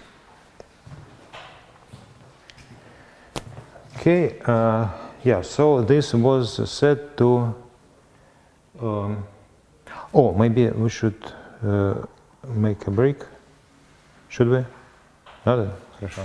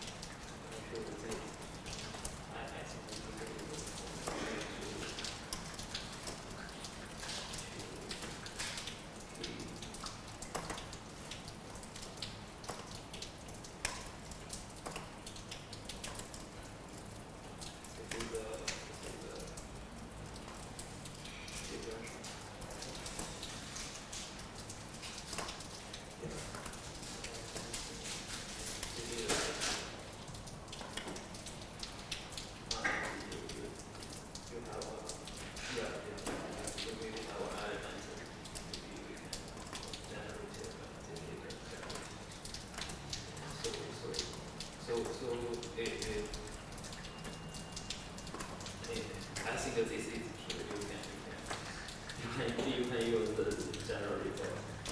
And in general, I'm asking what is the definition of signal? this is the definition. Yes, definition of this and what is this? What is signal? What is signal? You can this definition is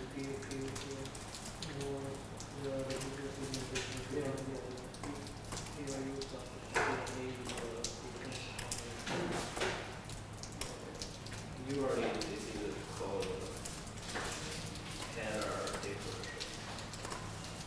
My question is that what is signal? What is this?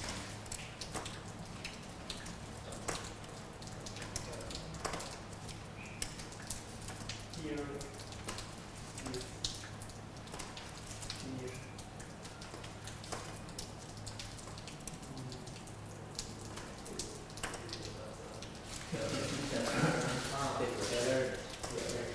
So sigma is error differential. Okay. Yeah, this I think it is true for the potential. Since this is the one. What is it? If it's any polynomial over K, I mean small k or big K. Since this is the extension, this is Over small k? yeah, or Okay. So maybe you can use the general result. Assume this is the sum n dimension modular, or maybe it's all true. I forgot that you can Google it.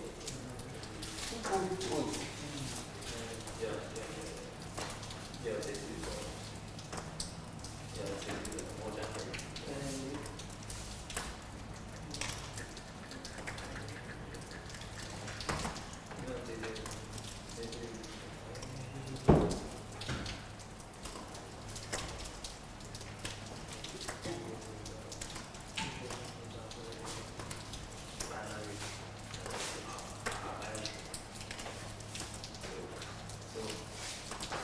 You may use this result to go beyond from B to C. yeah, since the and is differential is exactly one. I know Have you solved all the problem? yeah, I solved this problem. And I have many problems I don't solve like this. 10. Yeah. See part. Where should be one and five. I think you use some different of the program. I don't have some problem. I used to want there is some results of this person is the determining of the program. It is not square. It is not a power. It's not a power square. You can get it's just I forget the exact. Maybe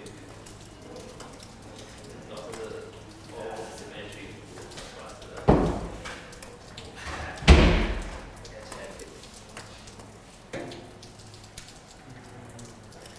You can solve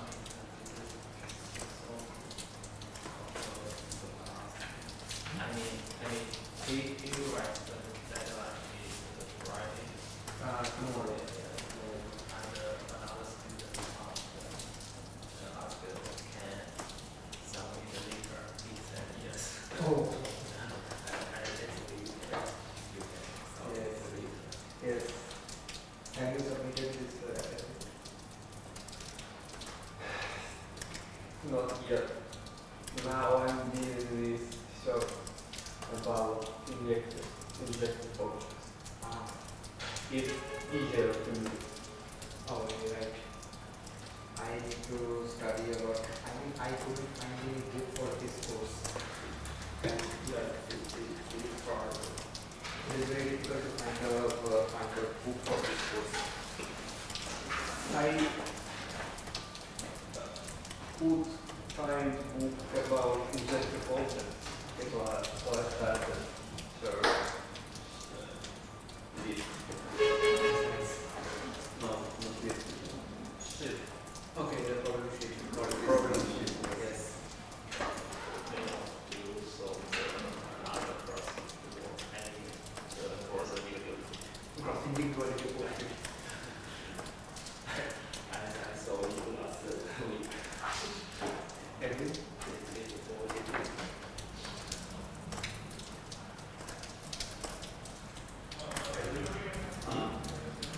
I'm asking that have you solved this problem? By the way, I'm following you very because your favorite character for theory is Yes, I did.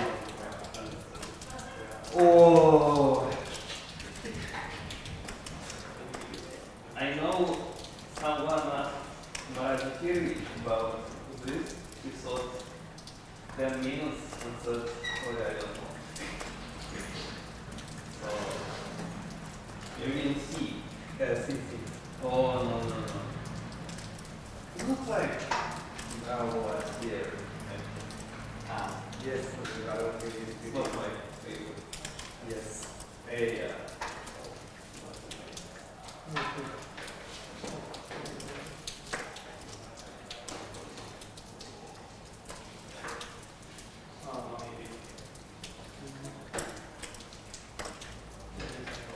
Who even cares about fields?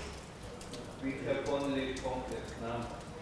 He cares about fields. And we probably is real numbers. Okay. You like probability theory? Hmm? You like probability theory? Probability theory? No. That's nice. Very different thing from me. Very difficult.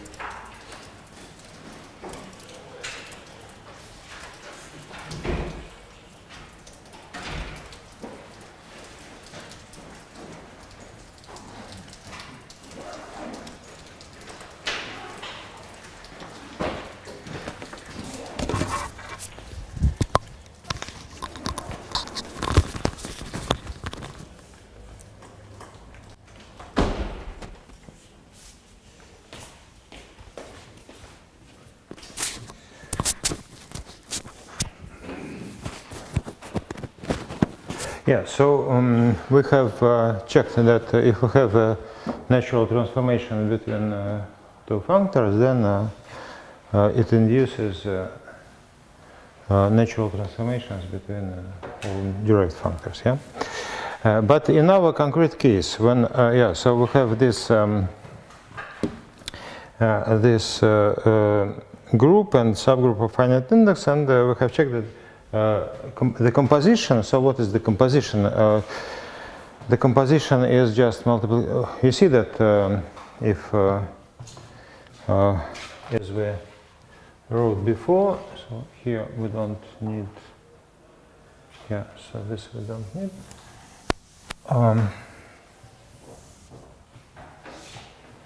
So in our concrete case, when we start with invariance, we get we get this multiplication by maybe we don't even need to write anything. So just let's look at this picture. So what happens if G is a finite group and H the trivial group? We see that the composition is just multiplication, so maybe we should state a corollary. If G is a finite group,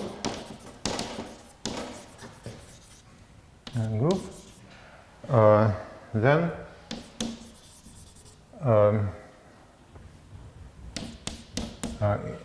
it is of period then the cohomology or cohomology are 0. Yeah, because you see that this multiplication by the order of g factors through the cohomology of the trivial group. And the cohomology of trivial group is 0 in all positive degrees. Yeah? So, yeah, that's we want to use. And in particular, in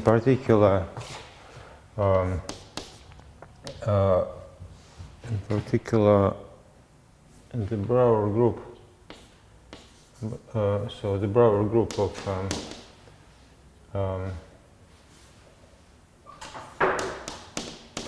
okay is annihilated by the degree for any Galois extension, big K over small k.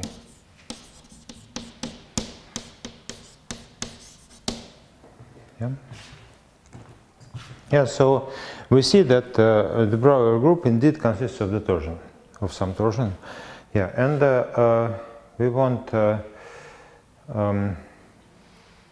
yeah, actually, yeah, so we want to describe it, this torsion in cohomological terms. Yeah, so so what have we checked? We have checked that this is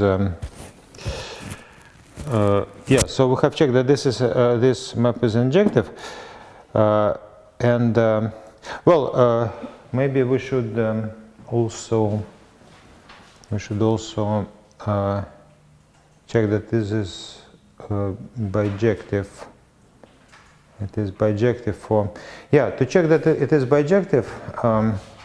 Well, actually, maybe it's not good that we have not discussed identification of this Brouwer set of algebras, of n-square dimensional algebras with this set, because it's you see that to identify the set of n-square dimensional central simple algebras with this cohomology set, you use certain quite important result called Coulomb-Noether theorem. Yeah, and so if you have not looked at that, maybe you should look. So. Well, maybe I don't want to discuss this right now, because some people already heard this. So, не знаю. Изучите теорему Coulomb-Noethera? Первое какое? С Coulomb.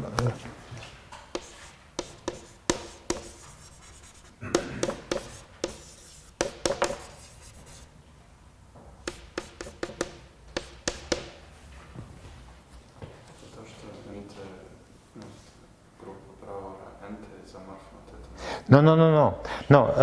This is about, well, roughly speaking, it's about automorphisms of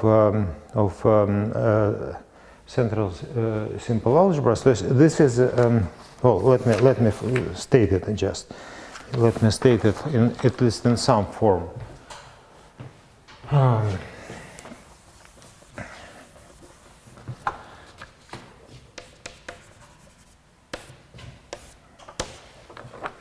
So we assume that A is a central, a simple Artinian, well, Artinian finite dimensional Artinian K algebra. B is a finite dimensional, finite dimensional simple K algebra, and then we consider two embeddings. And then for any, well, the claim that any two impedances are more or less the same up to inner automorphisms of A. So for any pair of two impedances, well, we see B is simple, so any morphism from B to A is injective, yeah. So any non-zero, yeah. For any from B to A, we assume that this is unital K algebra impedance.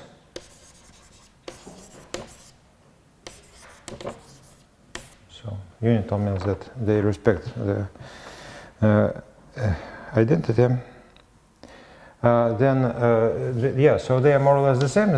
That is, there exists an element which is invertible in A, such that G is the composition of F and adjunction by conjugation by this A. Yeah, so that's Coulomb-Noether theorem. Что? Что-то не так? Да нет. Внушительно. Внушительно. Yeah, so the principal case is when A is equal to B. So A is equal to B and G is the identity. Yeah, so and then the claim is that any self-embedding of this central simple finite dimensional K algebra is just conjugation by some matrix, some element, yeah, some invertible element, yeah. So at least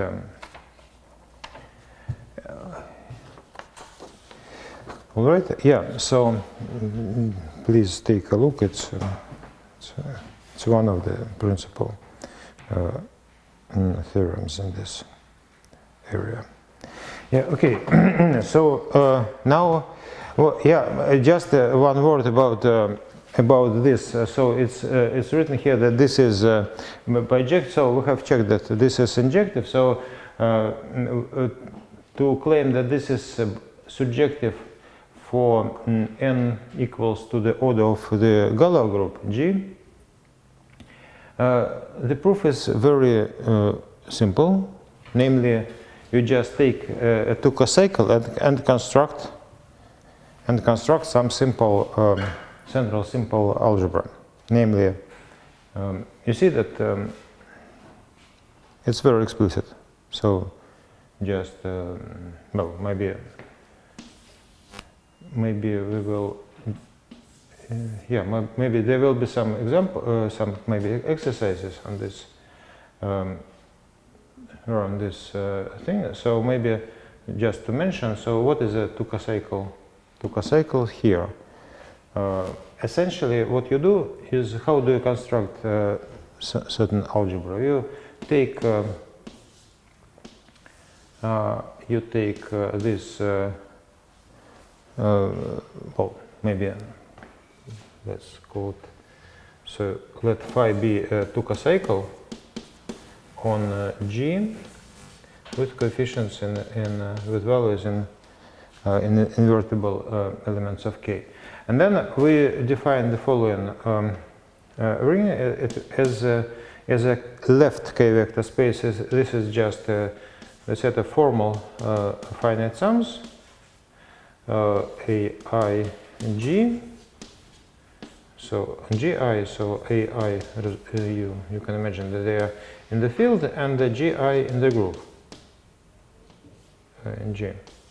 So and you know how to construct. I think we have discussed this before, yeah. With this phi, yeah, yeah, yeah. So that's the that gives you a map from here to each Tuka cycle. You associate certain central simple algebra, and that's it.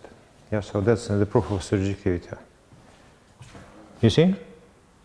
Or you don't? Связано центральная простая алгебра с первой, как многие We have checked that any, so this is the set of central simple small k algebras that are n square dimensional. This is the Brouwer big K of k sub n. то есть мы это уже показали. Hmm? Мы это уже показали. Why not? No. The problem is that this is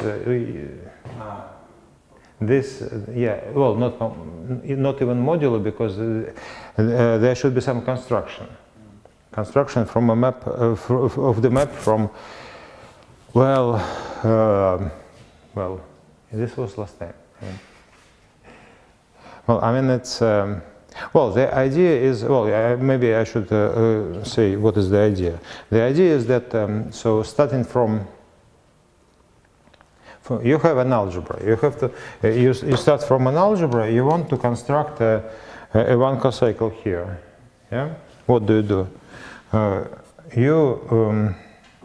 You of course you can extend its coefficients.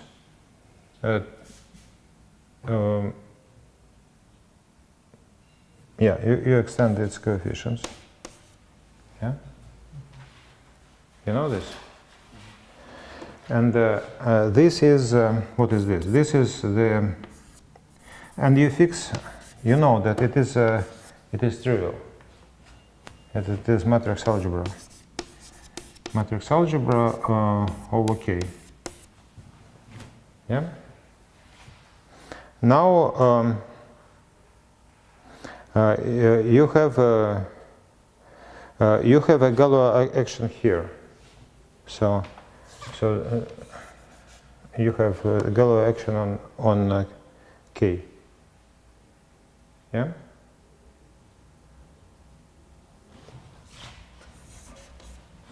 And you have a Galois action here. But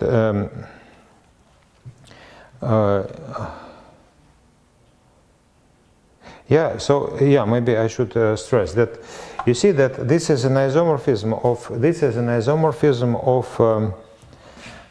so the isomorphic is K algebras,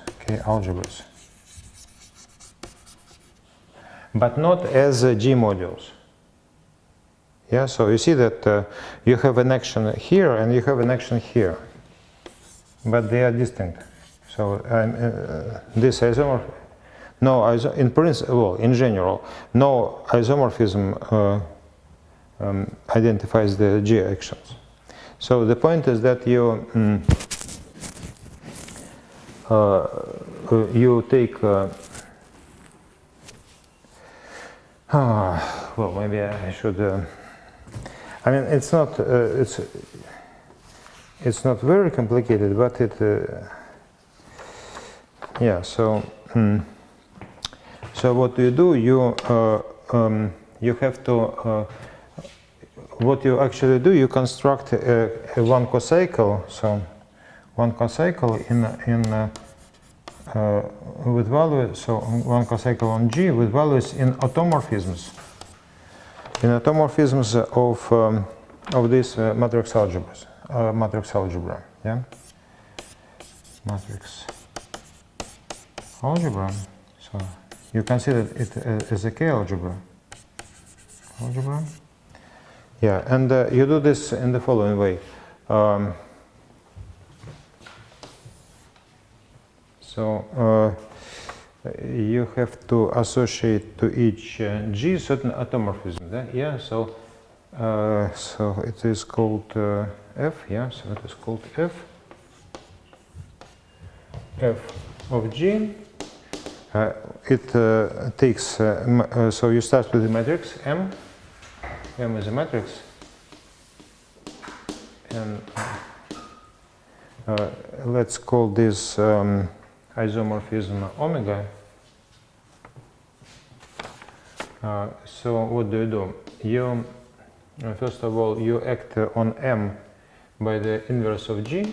So this is this is a table, yeah, of n square elements of K. You apply G inverse to each element of K, of each of these n square elements of K. Then you pull it back to the A tensor K. Then what do? Then you see you want something linear. So, but this is, so far it is not linear, yeah, because you have this G. So the idea is that you apply G. So you apply G to this, and now it is linear. This map is linear, but it is, but you get to this group, and so you come back. You come back to matrices. Yeah. And you see that this is an automorphism. Yeah? It is K-linear automorphism of this algebra. Yeah? Because, well, nothing happens. Everything is additive, multiplicative, so, yeah? Well, it's not true. Something happens, yeah? But it is, anyway, it is an automorphism. Yeah, so that's how you, and then you say that this is this f of G. So we know that it is an automorphism of matrix algebra, but by Sculler-Noether, it is a conjugation by certain element. So it is conjugation by certain element, which we call, I don't know how do we call this. Doesn't matter how do we call it. Yeah, but is add of something. Yeah, but what is this something? It is a matrix. Well, it is an invertible matrix, but it is well defined only modulo the center. Yeah, so it is what is the invertible matrices? Invertible matrix is GLN. Yeah. But it is defined modulo the center, so it is a well-defined element of PGLN. Yeah, that's how we get this. So that's the map from the Brouwer group. This is this map. That's how you construct this map. You start with an algebra. You fix this isomorphism, and then apply this construction. Yeah. So that's the map, and the vice versa. You can construct. Well, you can ask what is the opposite direction. Yeah. So, given a cocycle here, how to construct an algebra? Well, actually, but then so. Actually, what is a cocycle?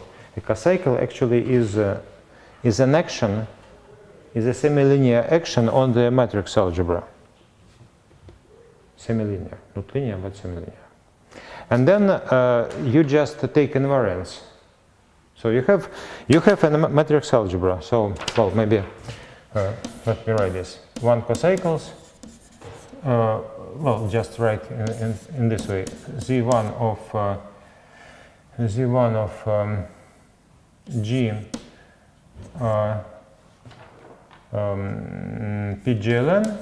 PGLN K is the same as semilinear G actions on the matrix algebra of K, yeah, and then you just take invariance of this. So you have a matrix algebra, take G invariance, and then you get to Brouwer of K over K n. Yeah, so you take. So you have just well, this action goes to invariance. Yeah, okay. Well, this G, well, in the sense of, well, say, psi well, invariance in the sense of this action. Yeah, so you have different actions, many different actions. You see that. Или что, непонятно? Или понятно? Нет? Не очень? Совсем?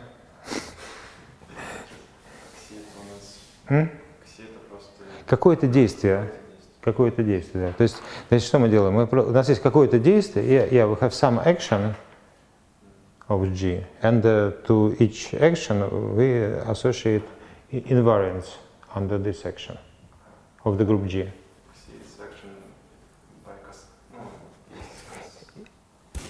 Yeah, so yeah, of course you're right in the sense that you have to define explicitly what does it mean, which action corresponds to a cocycle, yeah.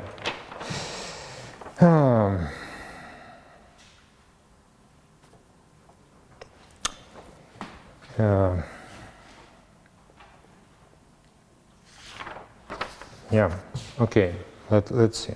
So our cocycle is called F.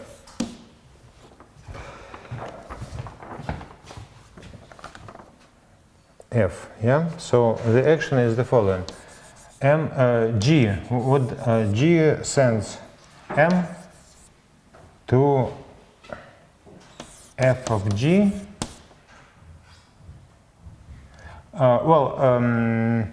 F, what is F? F is, yeah, so it's adjunct. F of G, M, G, yeah.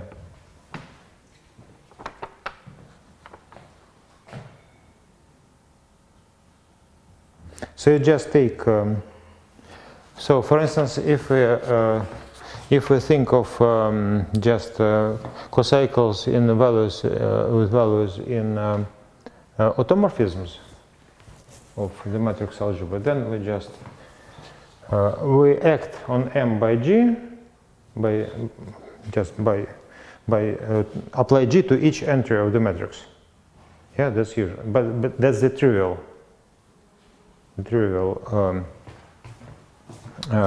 In the case of the trivial F, trivial means that everything is sent to 1. Yeah, you just apply this Galois element G to each entry, and that's it. But in general, you conjugate by F of G. Yeah, that's the action. So an exercise to check that this is an action.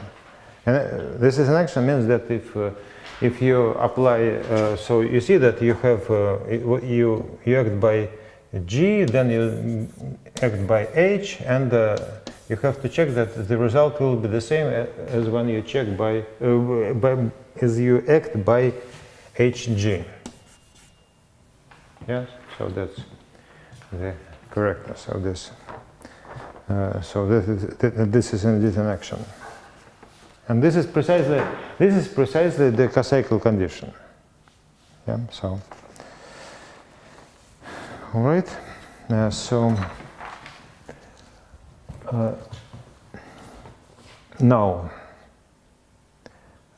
we assume that that is more or less proved. Why is it? Yeah, it is constructed this way. All right. Now maybe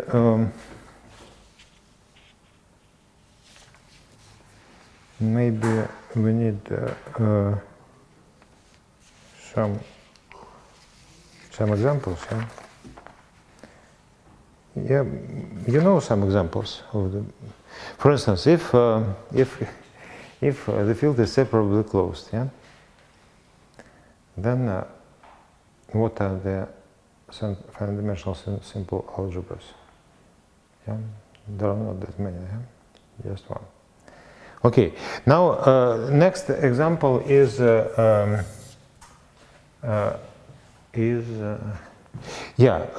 sorry. Maybe we should state some state something, yeah, state something, namely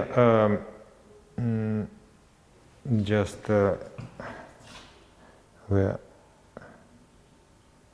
Yeah, maybe this claim should be stated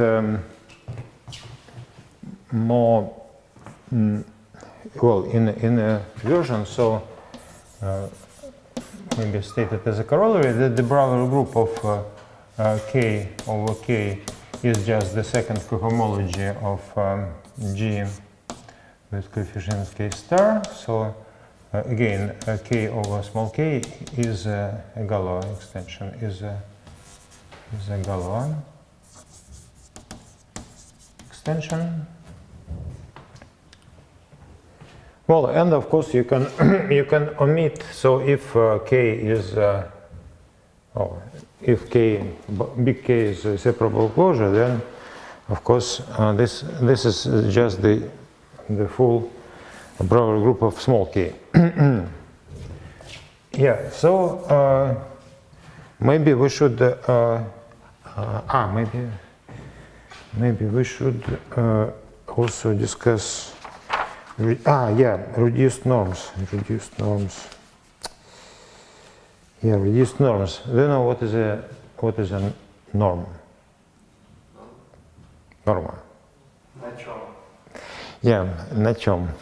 Yeah. So you see that, for instance, if we have a finite, if we have a finite dimensional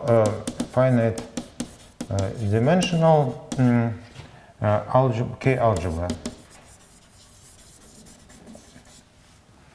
Yeah. So what is the norm?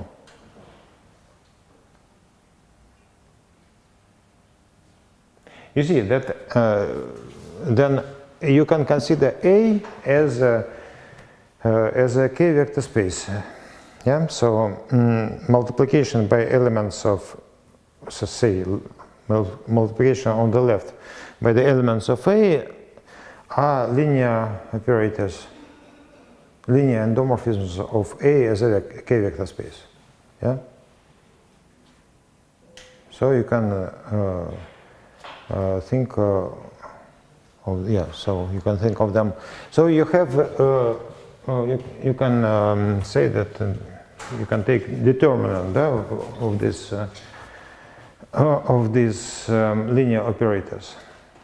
Yeah. So norm. What is a norm? Norm from A over K. Yeah, is a map from A to K. So each element you can consider as an operator of multiplication on the left. On the left. Yeah. Sorry. Determinant. Yes, you can? Yeah. But the point is that what happens if your, for instance, if A is a matrix algebra, what will be the result? So A, so example A is the matrix algebra over K. So what will be the result?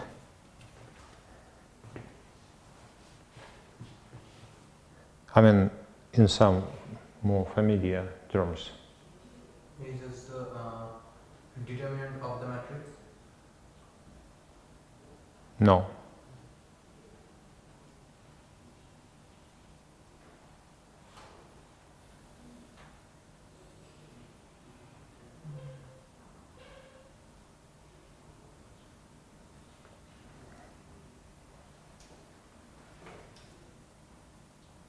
And there is one reason for that, because determinant. You see, if you think of elements as if you think of entries of the matrix as variables, yeah, x1, 1, and so on, then determinant is is a polynomial of degree n. Yeah. And A is n square dimensional n square dimensional matrix. Yeah, so the norm should be n square. It should be a polynomial of degree n square. You see? Maybe square of the determinant. Sorry? Square of the determinant. Square root? Square. Squared? Yeah. But then the degree will be 2n. Oh. Yeah, that's right. It will be nth. Yeah, it will be.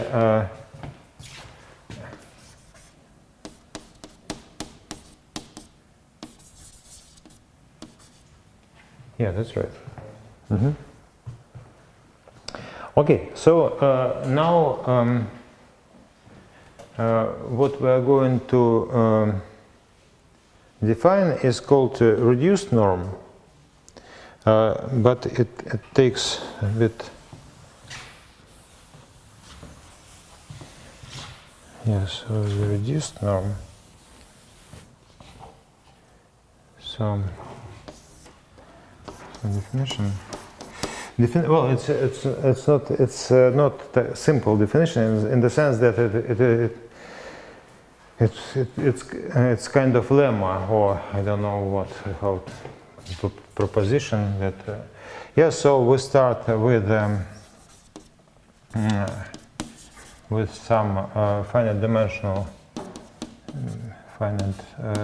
dimensional simple central K algebra.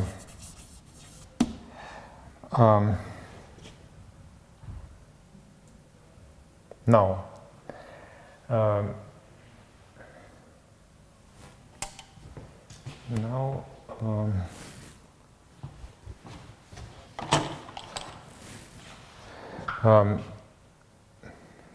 well, maybe a small k. Then we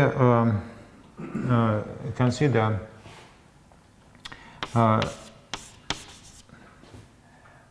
a finite Galois splitting field.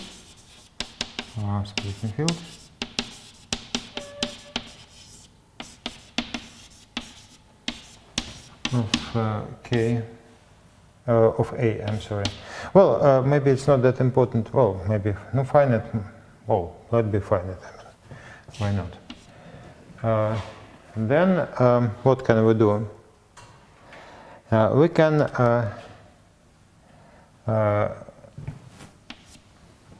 identify so A tensor K BK is a matrix algebra. Yeah, matrix algebra. Well, with some K. Yeah. So let's call it omega. B a K algebra isomorphism.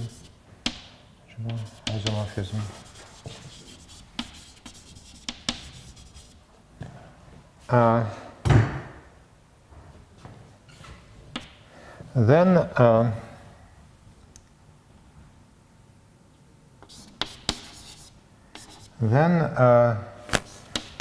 the reduced norm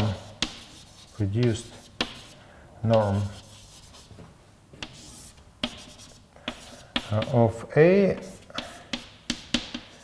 is the composition of this omega. Well, let me write this. Is the composition. So we take A, embedded into this extended A, then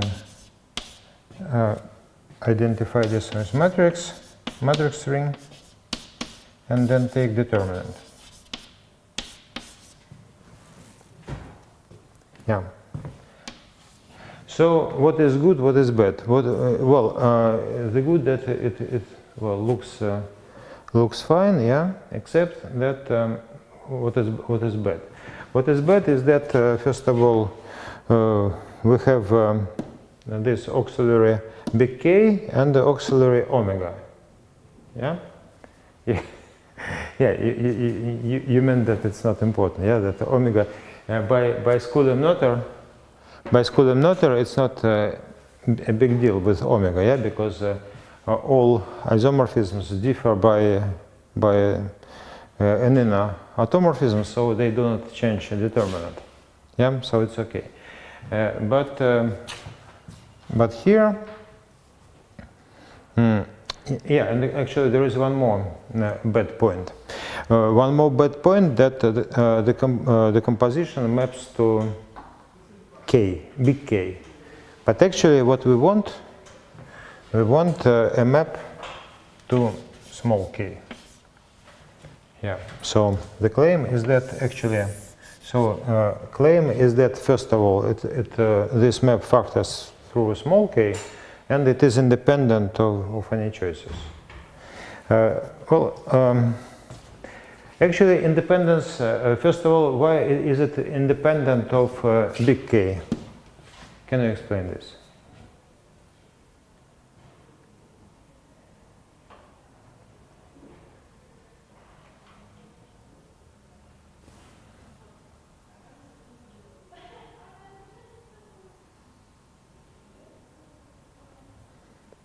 Well, suppose you have two fields, K1 and K2.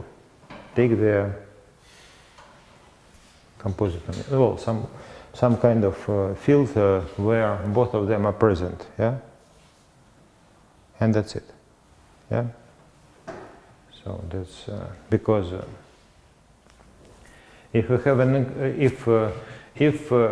if K is contained in K prime, then of course the composition will not depend on the further extensions, yeah? On the further extensions, this is of course, further extensions have no effect on this composition, yeah? Because, yeah, so, and therefore you can go backwards. So if you have arbitrary two, then you embed them in some bigger field where both are present, and then you say that the composition is composition depends on the bigger fields, but in the case of extensions there is no difference whether you take smaller or bigger. Yeah. So yeah. So the only remaining subtlety is that it factors through small k. Yeah. Is it correct? Что, не согласны? Что все, что осталось, это что через маленькое k пропускается, да? Okay, but well, let's see. Почему это? Почему?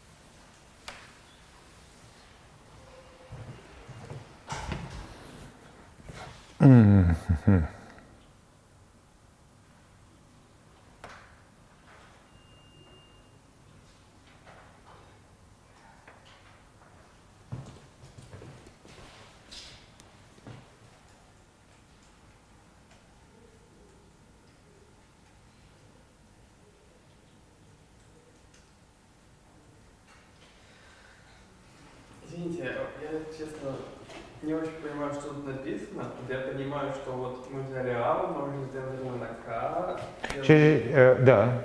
изоморфизм с матрицами и взяли определитель. Да. А вот нижняя стрелочка это ноль. Это то, нет, нижняя стрелочка это то, чего мы хотим. Но еще ее... Нет. No. The point is, you see that so far it is in a sense it is a half of definition, because the second half is a proposition that you have to check that this. So actually, the reduced norm is a map. Maybe I should rewrite this definition. The reduced norm of a map is a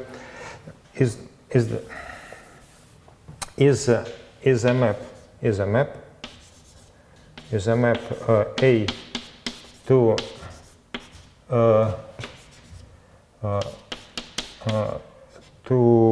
K, such that the reduced norm such that its composition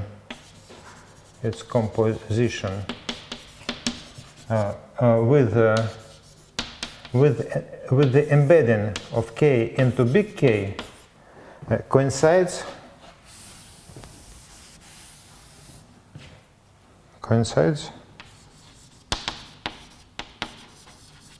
with the composition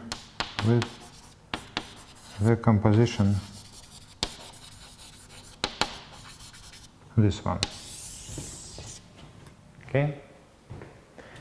So, and then the question is whether it exists. Well, you see, so far we don't know. So it is a certain map from A to small k, such that this condition holds. But we don't know neither it exists nor we more or less check that it is unique if exists. Yeah? Понятнее стало? Или нет? Ну, мне же понятно, почему вот это вся... То есть утверждается, что вся вот эта композиция... Сейчас, смотрите, определение. Понятно или непонятно? Но вот вопрос... Из определения следует, что утверждается... Нет, не утверждается, что...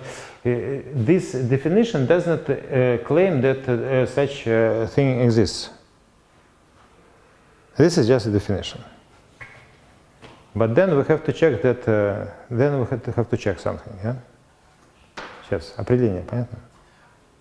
Ну, определение понятно, если не смотреть на эту диаграмму. Как-то не смотреть на нее? Почему это нет? Тогда непонятно, нет. Ну, получается ситуация, что вот вся эта диаграмма из А в К большое почему-то попадает в К маленькое. Это если существует такое. Если существует. А может не существует. Все, ну да, понятно. Понятно, да? Хорошо. Понятно. Хорошо. Yeah, now we have to check that this exists. Yeah, so we have already checked that it is unique if it exists, yeah? I agree? It is unique. Там композит взять. Ну, там, да, почему? Такой типа, да.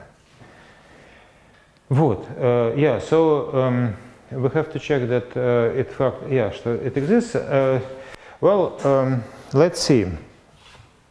Let's see.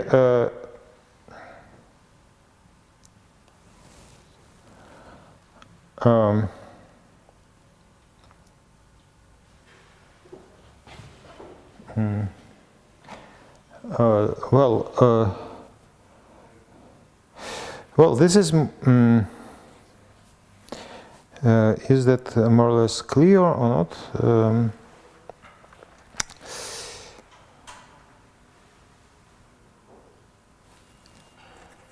Yeah. So essentially, what can we do? We have to check that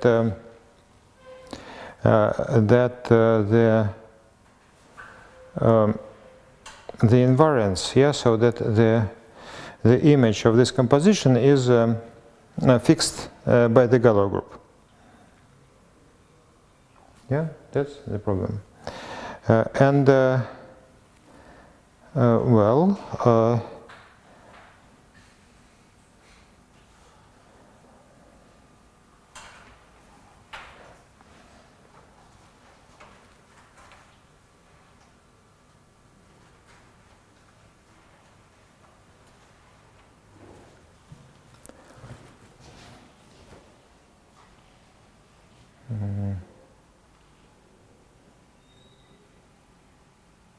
And how could we do that? If you want to check this composition is exactly in little k. Yes. Yeah. We can consider the character polynomial. Characteristic polynomial of what? Yeah, and the determine is the nth coefficient of the character polynomial. You mean when you say about characteristic polynomial, you mean the action by multiplication? Yeah. Or something else? I mean the determine is exactly the nth coefficient of the character polynomial.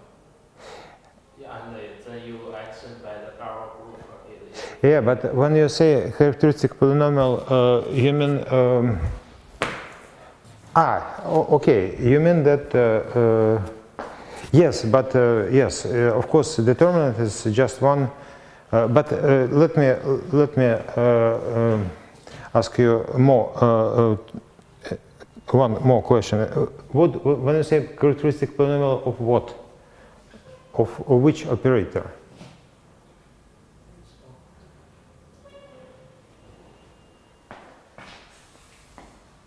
You see, we have so far we have. So if you say about characteristic polynomial here, that it doesn't give much information because here we have matrices over big K. Yeah. So there is another option, namely you can look at A as endomorphisms of itself. Yeah, and then of course you get something over small k. Yeah, and actually that would be so let's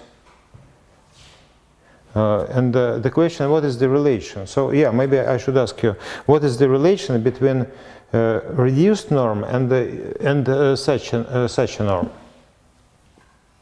Can you see any?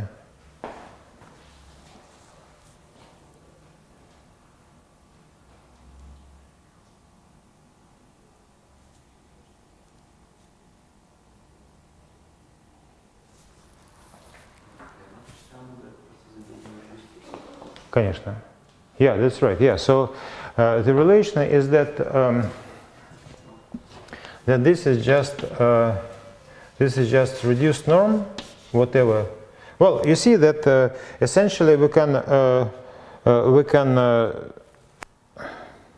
call reduced norm decomposition. Well, we know that it is independent of anything. Yeah. So in principle, we can. So far, we can think that reduced norm takes values in just in some extension, yeah, but or separable closure if you wish, yeah. So it doesn't matter. Yeah. So in principle, we can define this way, and then just check that it actually factors through small k, yeah. So it's not a problem. So yeah. So we can say that this is reduced norm. Reduced norm, maybe let me replace this by small k, and then it will be to the, so matrices, so n matrices, yeah, so to the n. Okay. Согласна, Саша? Да? Ну просто вроде как. Правда ведь? Что нет, не согласна? Ну, матричным очевидно. Ну вот это, нет, с матричными понятно, а вот как бы в общем случае. Что непонятно, да?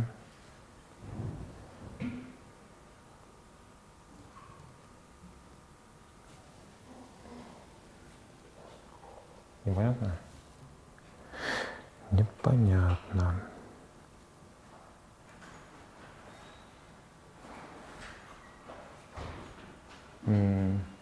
Это непонятно. Yeah. Well, let's see. let's see, A can be included to A tensor K opposite, yeah?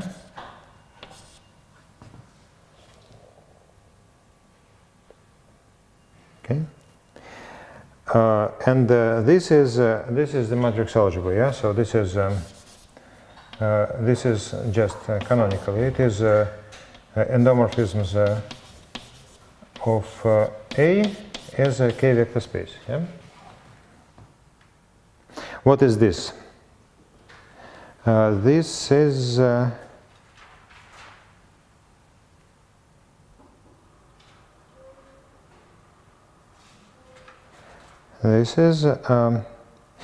and so yeah, this is just sum of how many copies? You see that we can take as K, we can take a maximal separable subfield. A maximal, just any maximal. Yeah, we don't care about. So far, we don't care about separability. Yes, so maximal subfield. Извините, почему А тензор на А оппозит это НА? Ну, обсуждали же. В моей голове А оппозит это НА. Как модуля над собой, как модуля над собой. А у нас тут это векторное пространство над маленьким k. Да. Просто умножаете слева-справа, которая А на слева, а которая ОП справа. Ну да, и дальше не будет. Вот.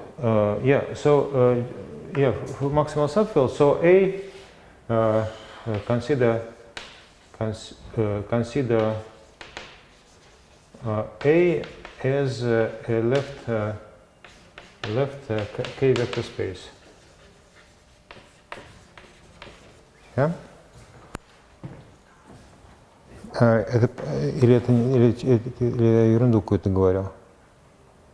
Или какую-то ерунду я говорил? Сейчас, что мы хотим-то? Чего мы хотим? Что-то не то, по-моему. Что-то не то. Или то. Сейчас, это то или не то? Sorry, I'm a bit confused.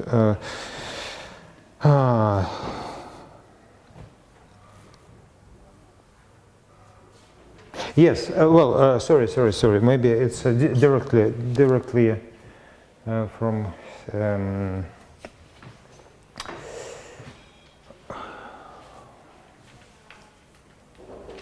directly from here, maybe. Just a second.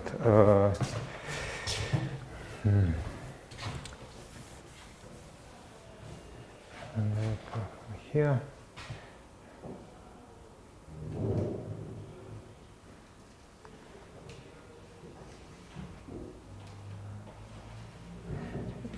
Yeah. Well,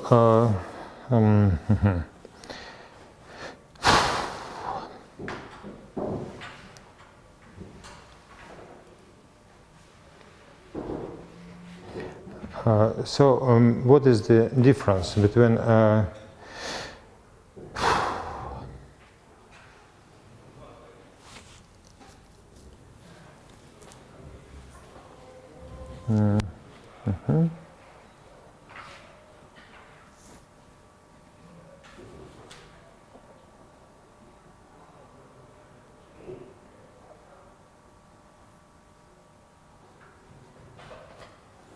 yeah, so actually what is written here is oh, by the way, maybe we could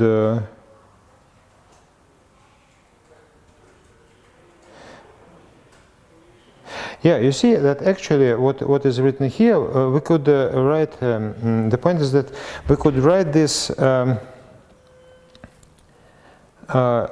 instead of, yeah, maybe just remark, instead of writing this composition, we could write simply that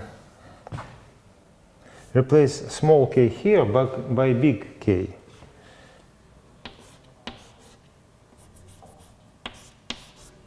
Where K is a subfield, where K is a subfield. Yeah? Can we? For instance, we can consider A as a left. We consider, you see that A is a left K vector space and the right K vector space.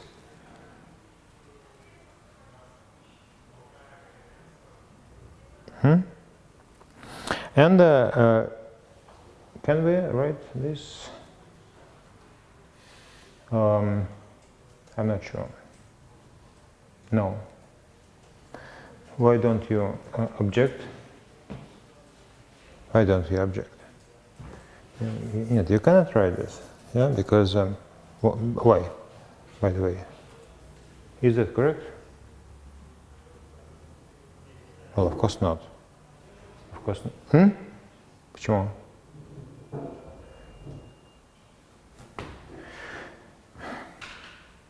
You see, we have A tensor B. We want this to become an endomorphism of A. Yeah. So how do we construct an endomorphism? We write A CB. Yeah. But what is the problem? The problem is that. Can you see the?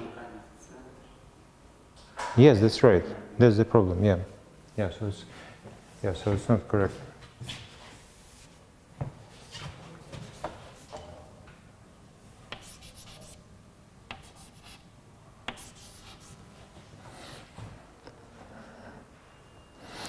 Yeah, so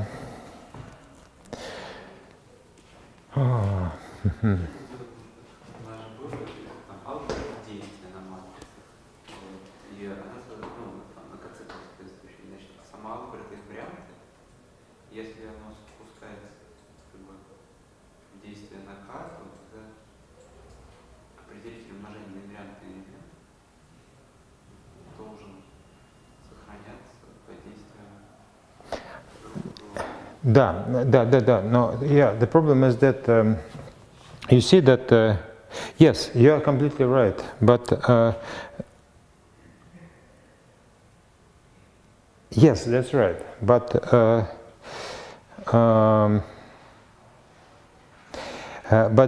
only subtlety here is that you see that the action, the Galois action here is clear, yeah. But the Galois action here is determined by certain one cocycle. So the problem is to show, yeah, that's the problem. So that we actually we have to come back to this. Yeah. So we have a Galois action here, and we have to look at this Galois action to make sure that it descends to small k. Yeah.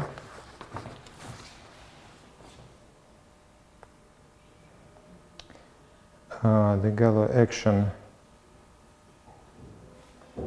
Yeah. So the Galois action is given by, yeah. So we have a one cocycle. Yeah. Let's write this. So f is one cocycle on G with values in PGL, yeah, PGL, or automorphisms if you wish. Yeah. So yeah, I'm just rewriting this action. So G acts by adjunction by this f of G. Well, let me write this. F of G, M G, F of G. Listen this. Yeah, and as you can see, when we take determinant, yeah, nothing happens. Yeah, so the composition So the conclusion is that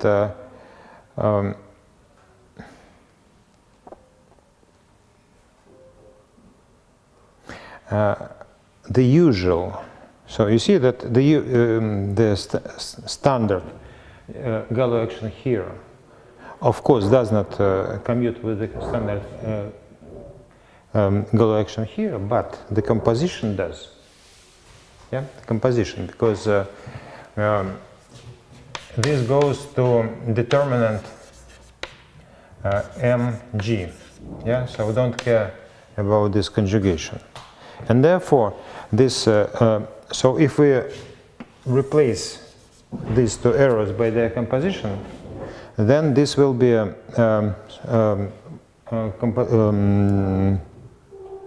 so this arrow is Galois equivariant, is G equivariant.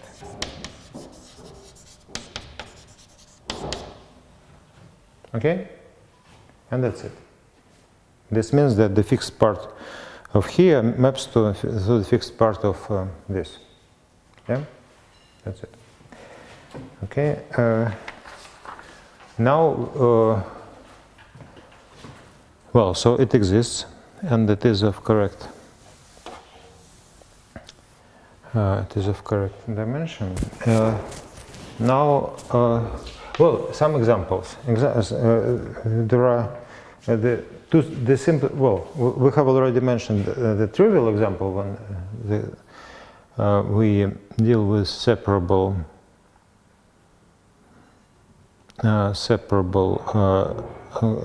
closed field. Yeah. The next example is finite, or maybe slightly more general, which is called quasi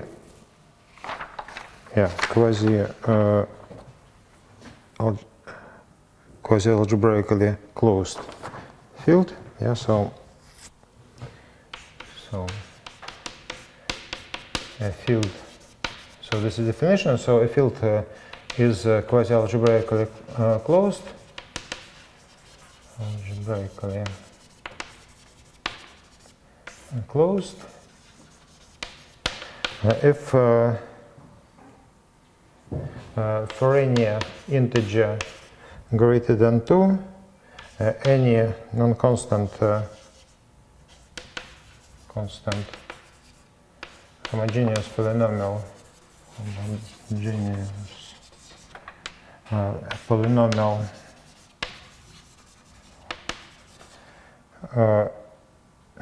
on an n-dimensional k-vector space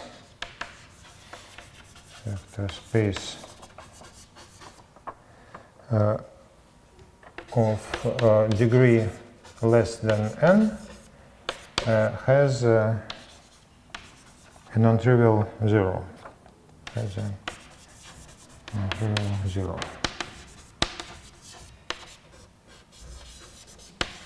You see, it is homogeneous, so zero is always zero of any homogeneous polynomial, but we ask that there is a non-trivial zero. Yeah. So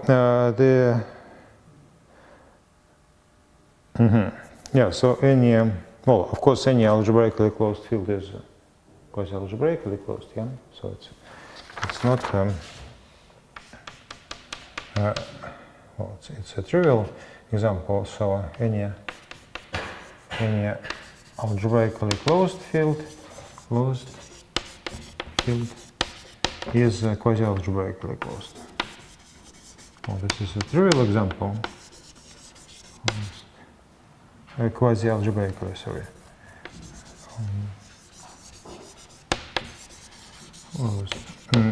But less trivial example, it's called Chevalier-Warning theorem. It's that any finite field, any finite field is quasi-algebraically closed.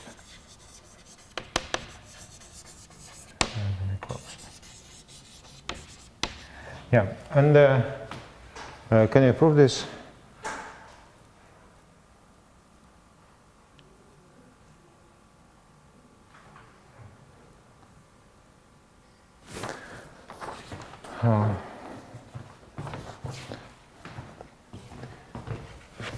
You know that it's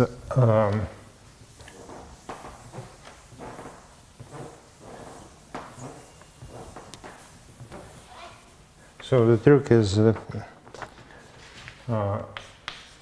the theorem of Chevalier-Warnin theorem.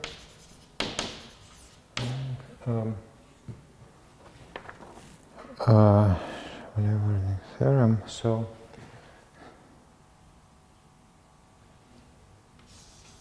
that f. So we assume that f is f is a finite field of a characteristic p, and f1 and so on, fr are polynomials.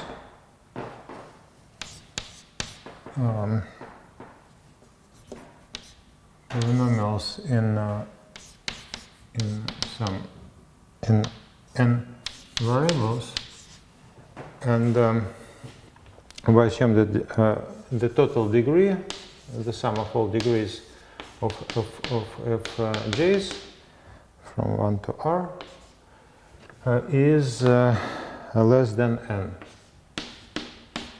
And then the number of x in f to the r, f to the nth Cartesian power, such that if all these polynomials vanish, of x vanish, is divisible by p.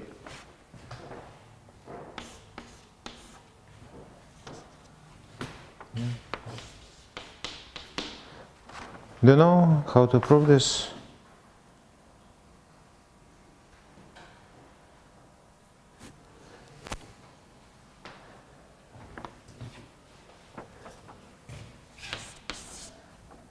Well, there is a trick.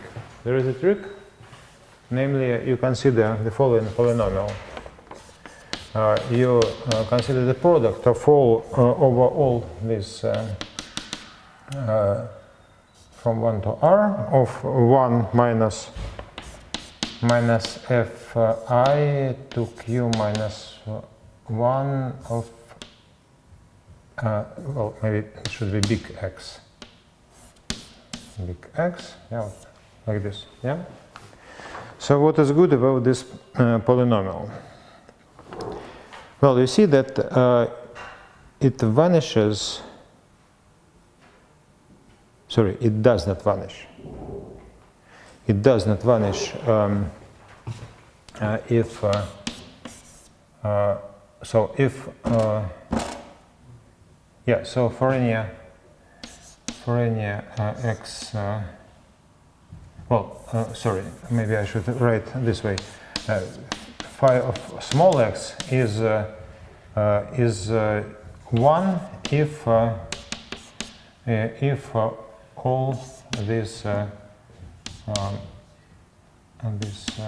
polynomials vanish, and otherwise it is 0. Yeah, because if some polynomial does not vanish, then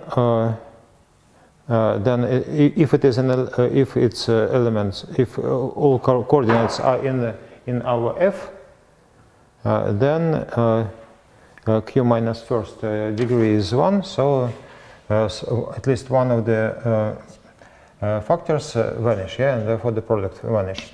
If x I are in f, and at least one of functions, one of polynomials doesn't vanish. Okay.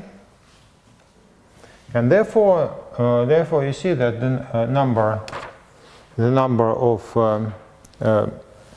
common zeros of these polynomials is so this sum is equal to the number of points. Yeah, so it is sum of the values of phi of x, where x runs over the nth Cartesian power. Yeah. Well, okay, so we just have to calculate this sum.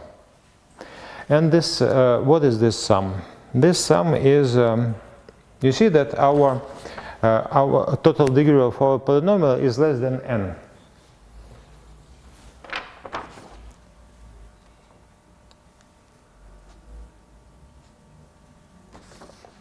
Okay, so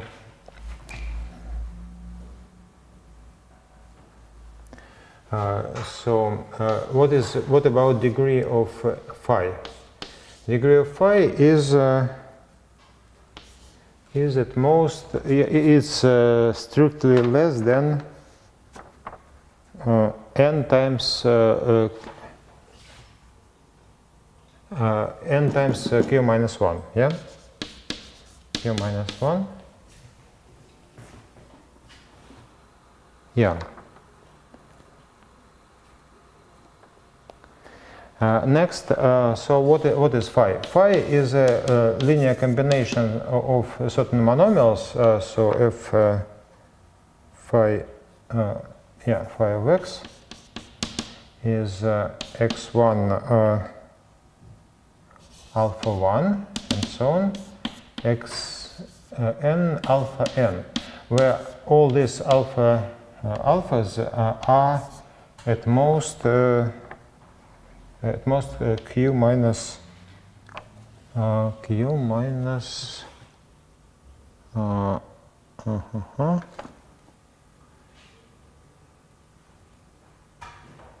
sorry. Yeah, you see that the total degree is n times q minus 1. So there exists j, certain index, such that alpha j is strictly smaller than q minus 1. Yeah, because otherwise the total degree would be n times q minus 1. Yeah, and that's it. And therefore, and therefore the sum of x1 alpha xj alpha j is 0. Yeah. Sorry. Excuse me. Yes, it is 0. Yes, it is 0. Yeah. We calculate this. I'm sorry, I forgot to say that. Where do we live? Yes, we live in our field F. Yeah. So this is xj runs over F. Yeah. And therefore the sum of this. Well, sorry, it's not. It's not equality. It is congruence modulo p. Modulo p, because here this is an integer, and our phi takes values in f. Yeah, so it's only congruence. So this is, this one is, you see that difference between 1 and 1. Yeah. This here 1 is an integer, and here 1 is residue modulo p. Yeah. So, and that's it. Yeah. So we get that the sum of all values is 0. Sum of all. Yeah. So x in f n. Yeah. So that's okay. And so that was an example. And now.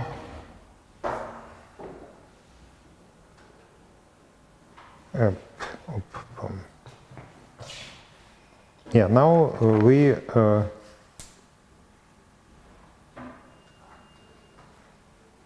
Yeah, now we want to. Now we want. What do we want? We want to show. I'm sorry, I don't have. Yeah, there is one more example, but there are many more examples. But maybe I just. It's already 3.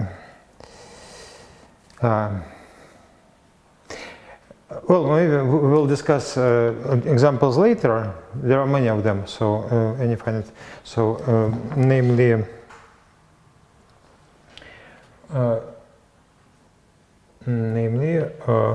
more example is. Well, let's discuss them later. I just state the claim that. But I don't see this. Sorry. Yeah. So the claim is that that's a proposition that the Brouwer, if K is quasi-algebraically closed, quasi-algebraically closed,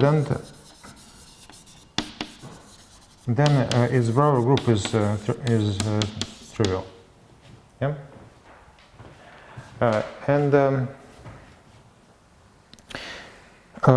So what is the point is that actually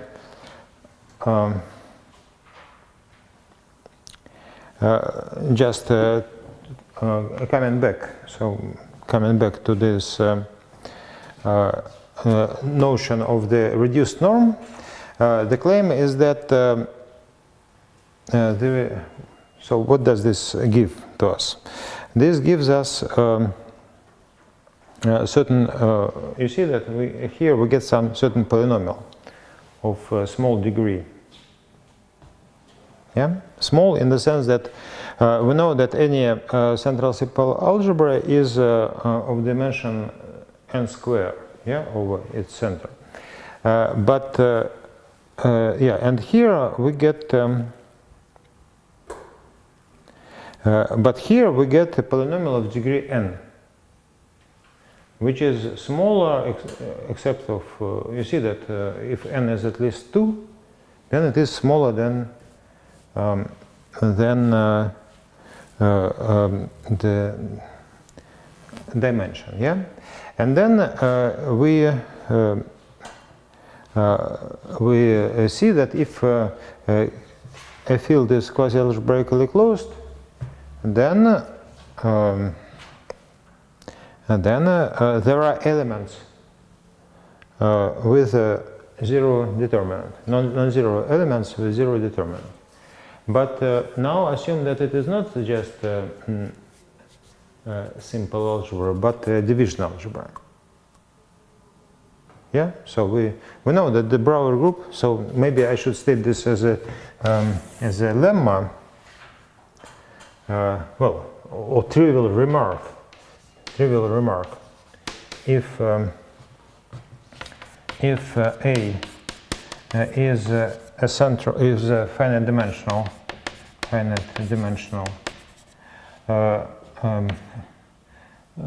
division algebra, central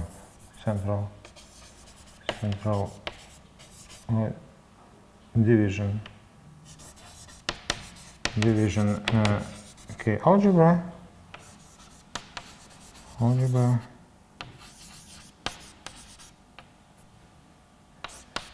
then well, I mean it's trivial. Then its reduced norm of its element A, K of A is 0 if and only if A is 0. I mean this is kind of triviality, yeah? Что-то не так? Ну. Yeah, что? И может быть, yeah, I forgot to mention that it is multiplicative, but but it's evident, да? Yeah, the reduced norm is of the product is equal to the product of reduced norms. Yeah. Yeah. Now, what happens if our field is quasi-algebraically closed? Well, we know that. So this reduced norm is actually is a homogeneous polynomial on n square dimensional vector space of degree n. Yeah, so of degree n. So degree n means that it is smaller than n square, and therefore it has a non-trivial 0 if n is greater than 1. So this cannot happen, yeah, and this means that n equals to 1. So this division algebra is K itself. Yeah. So remark this was remark 1, and remark 2 is that it's written here. Yeah, it's a proposition. Yeah. So these are examples of trivial Brouwer groups, and there will be more. Maybe next time I'll give you more examples of quasi-algebraically closed fields and some other examples of well, not other, but just at least some examples of fields where Brouwer group are non-trivial but not that terrible as you can imagine. Yeah. Small but not trivial. Шевалье, что? Как вы пришли к тому, что конечное поле... Что конечное поле что? Теорема Шевалье? Переходим к утверждению, что... Шевалье, да? Да, что конечное поле есть. You see that we just consider this polynomial and sum of it over the whole vector space. So you see that if a point is a common zero of all polynomials, then we get 1. So the total sum is equal to the number of points modulo p. Yeah. So this means that the number of points, yeah, and then we sum up all these guys get 0, yeah, and so this means that number of points is divisible by p, but we have at least one trivial 0. You ask why it is not 0? Because we have the trivial one.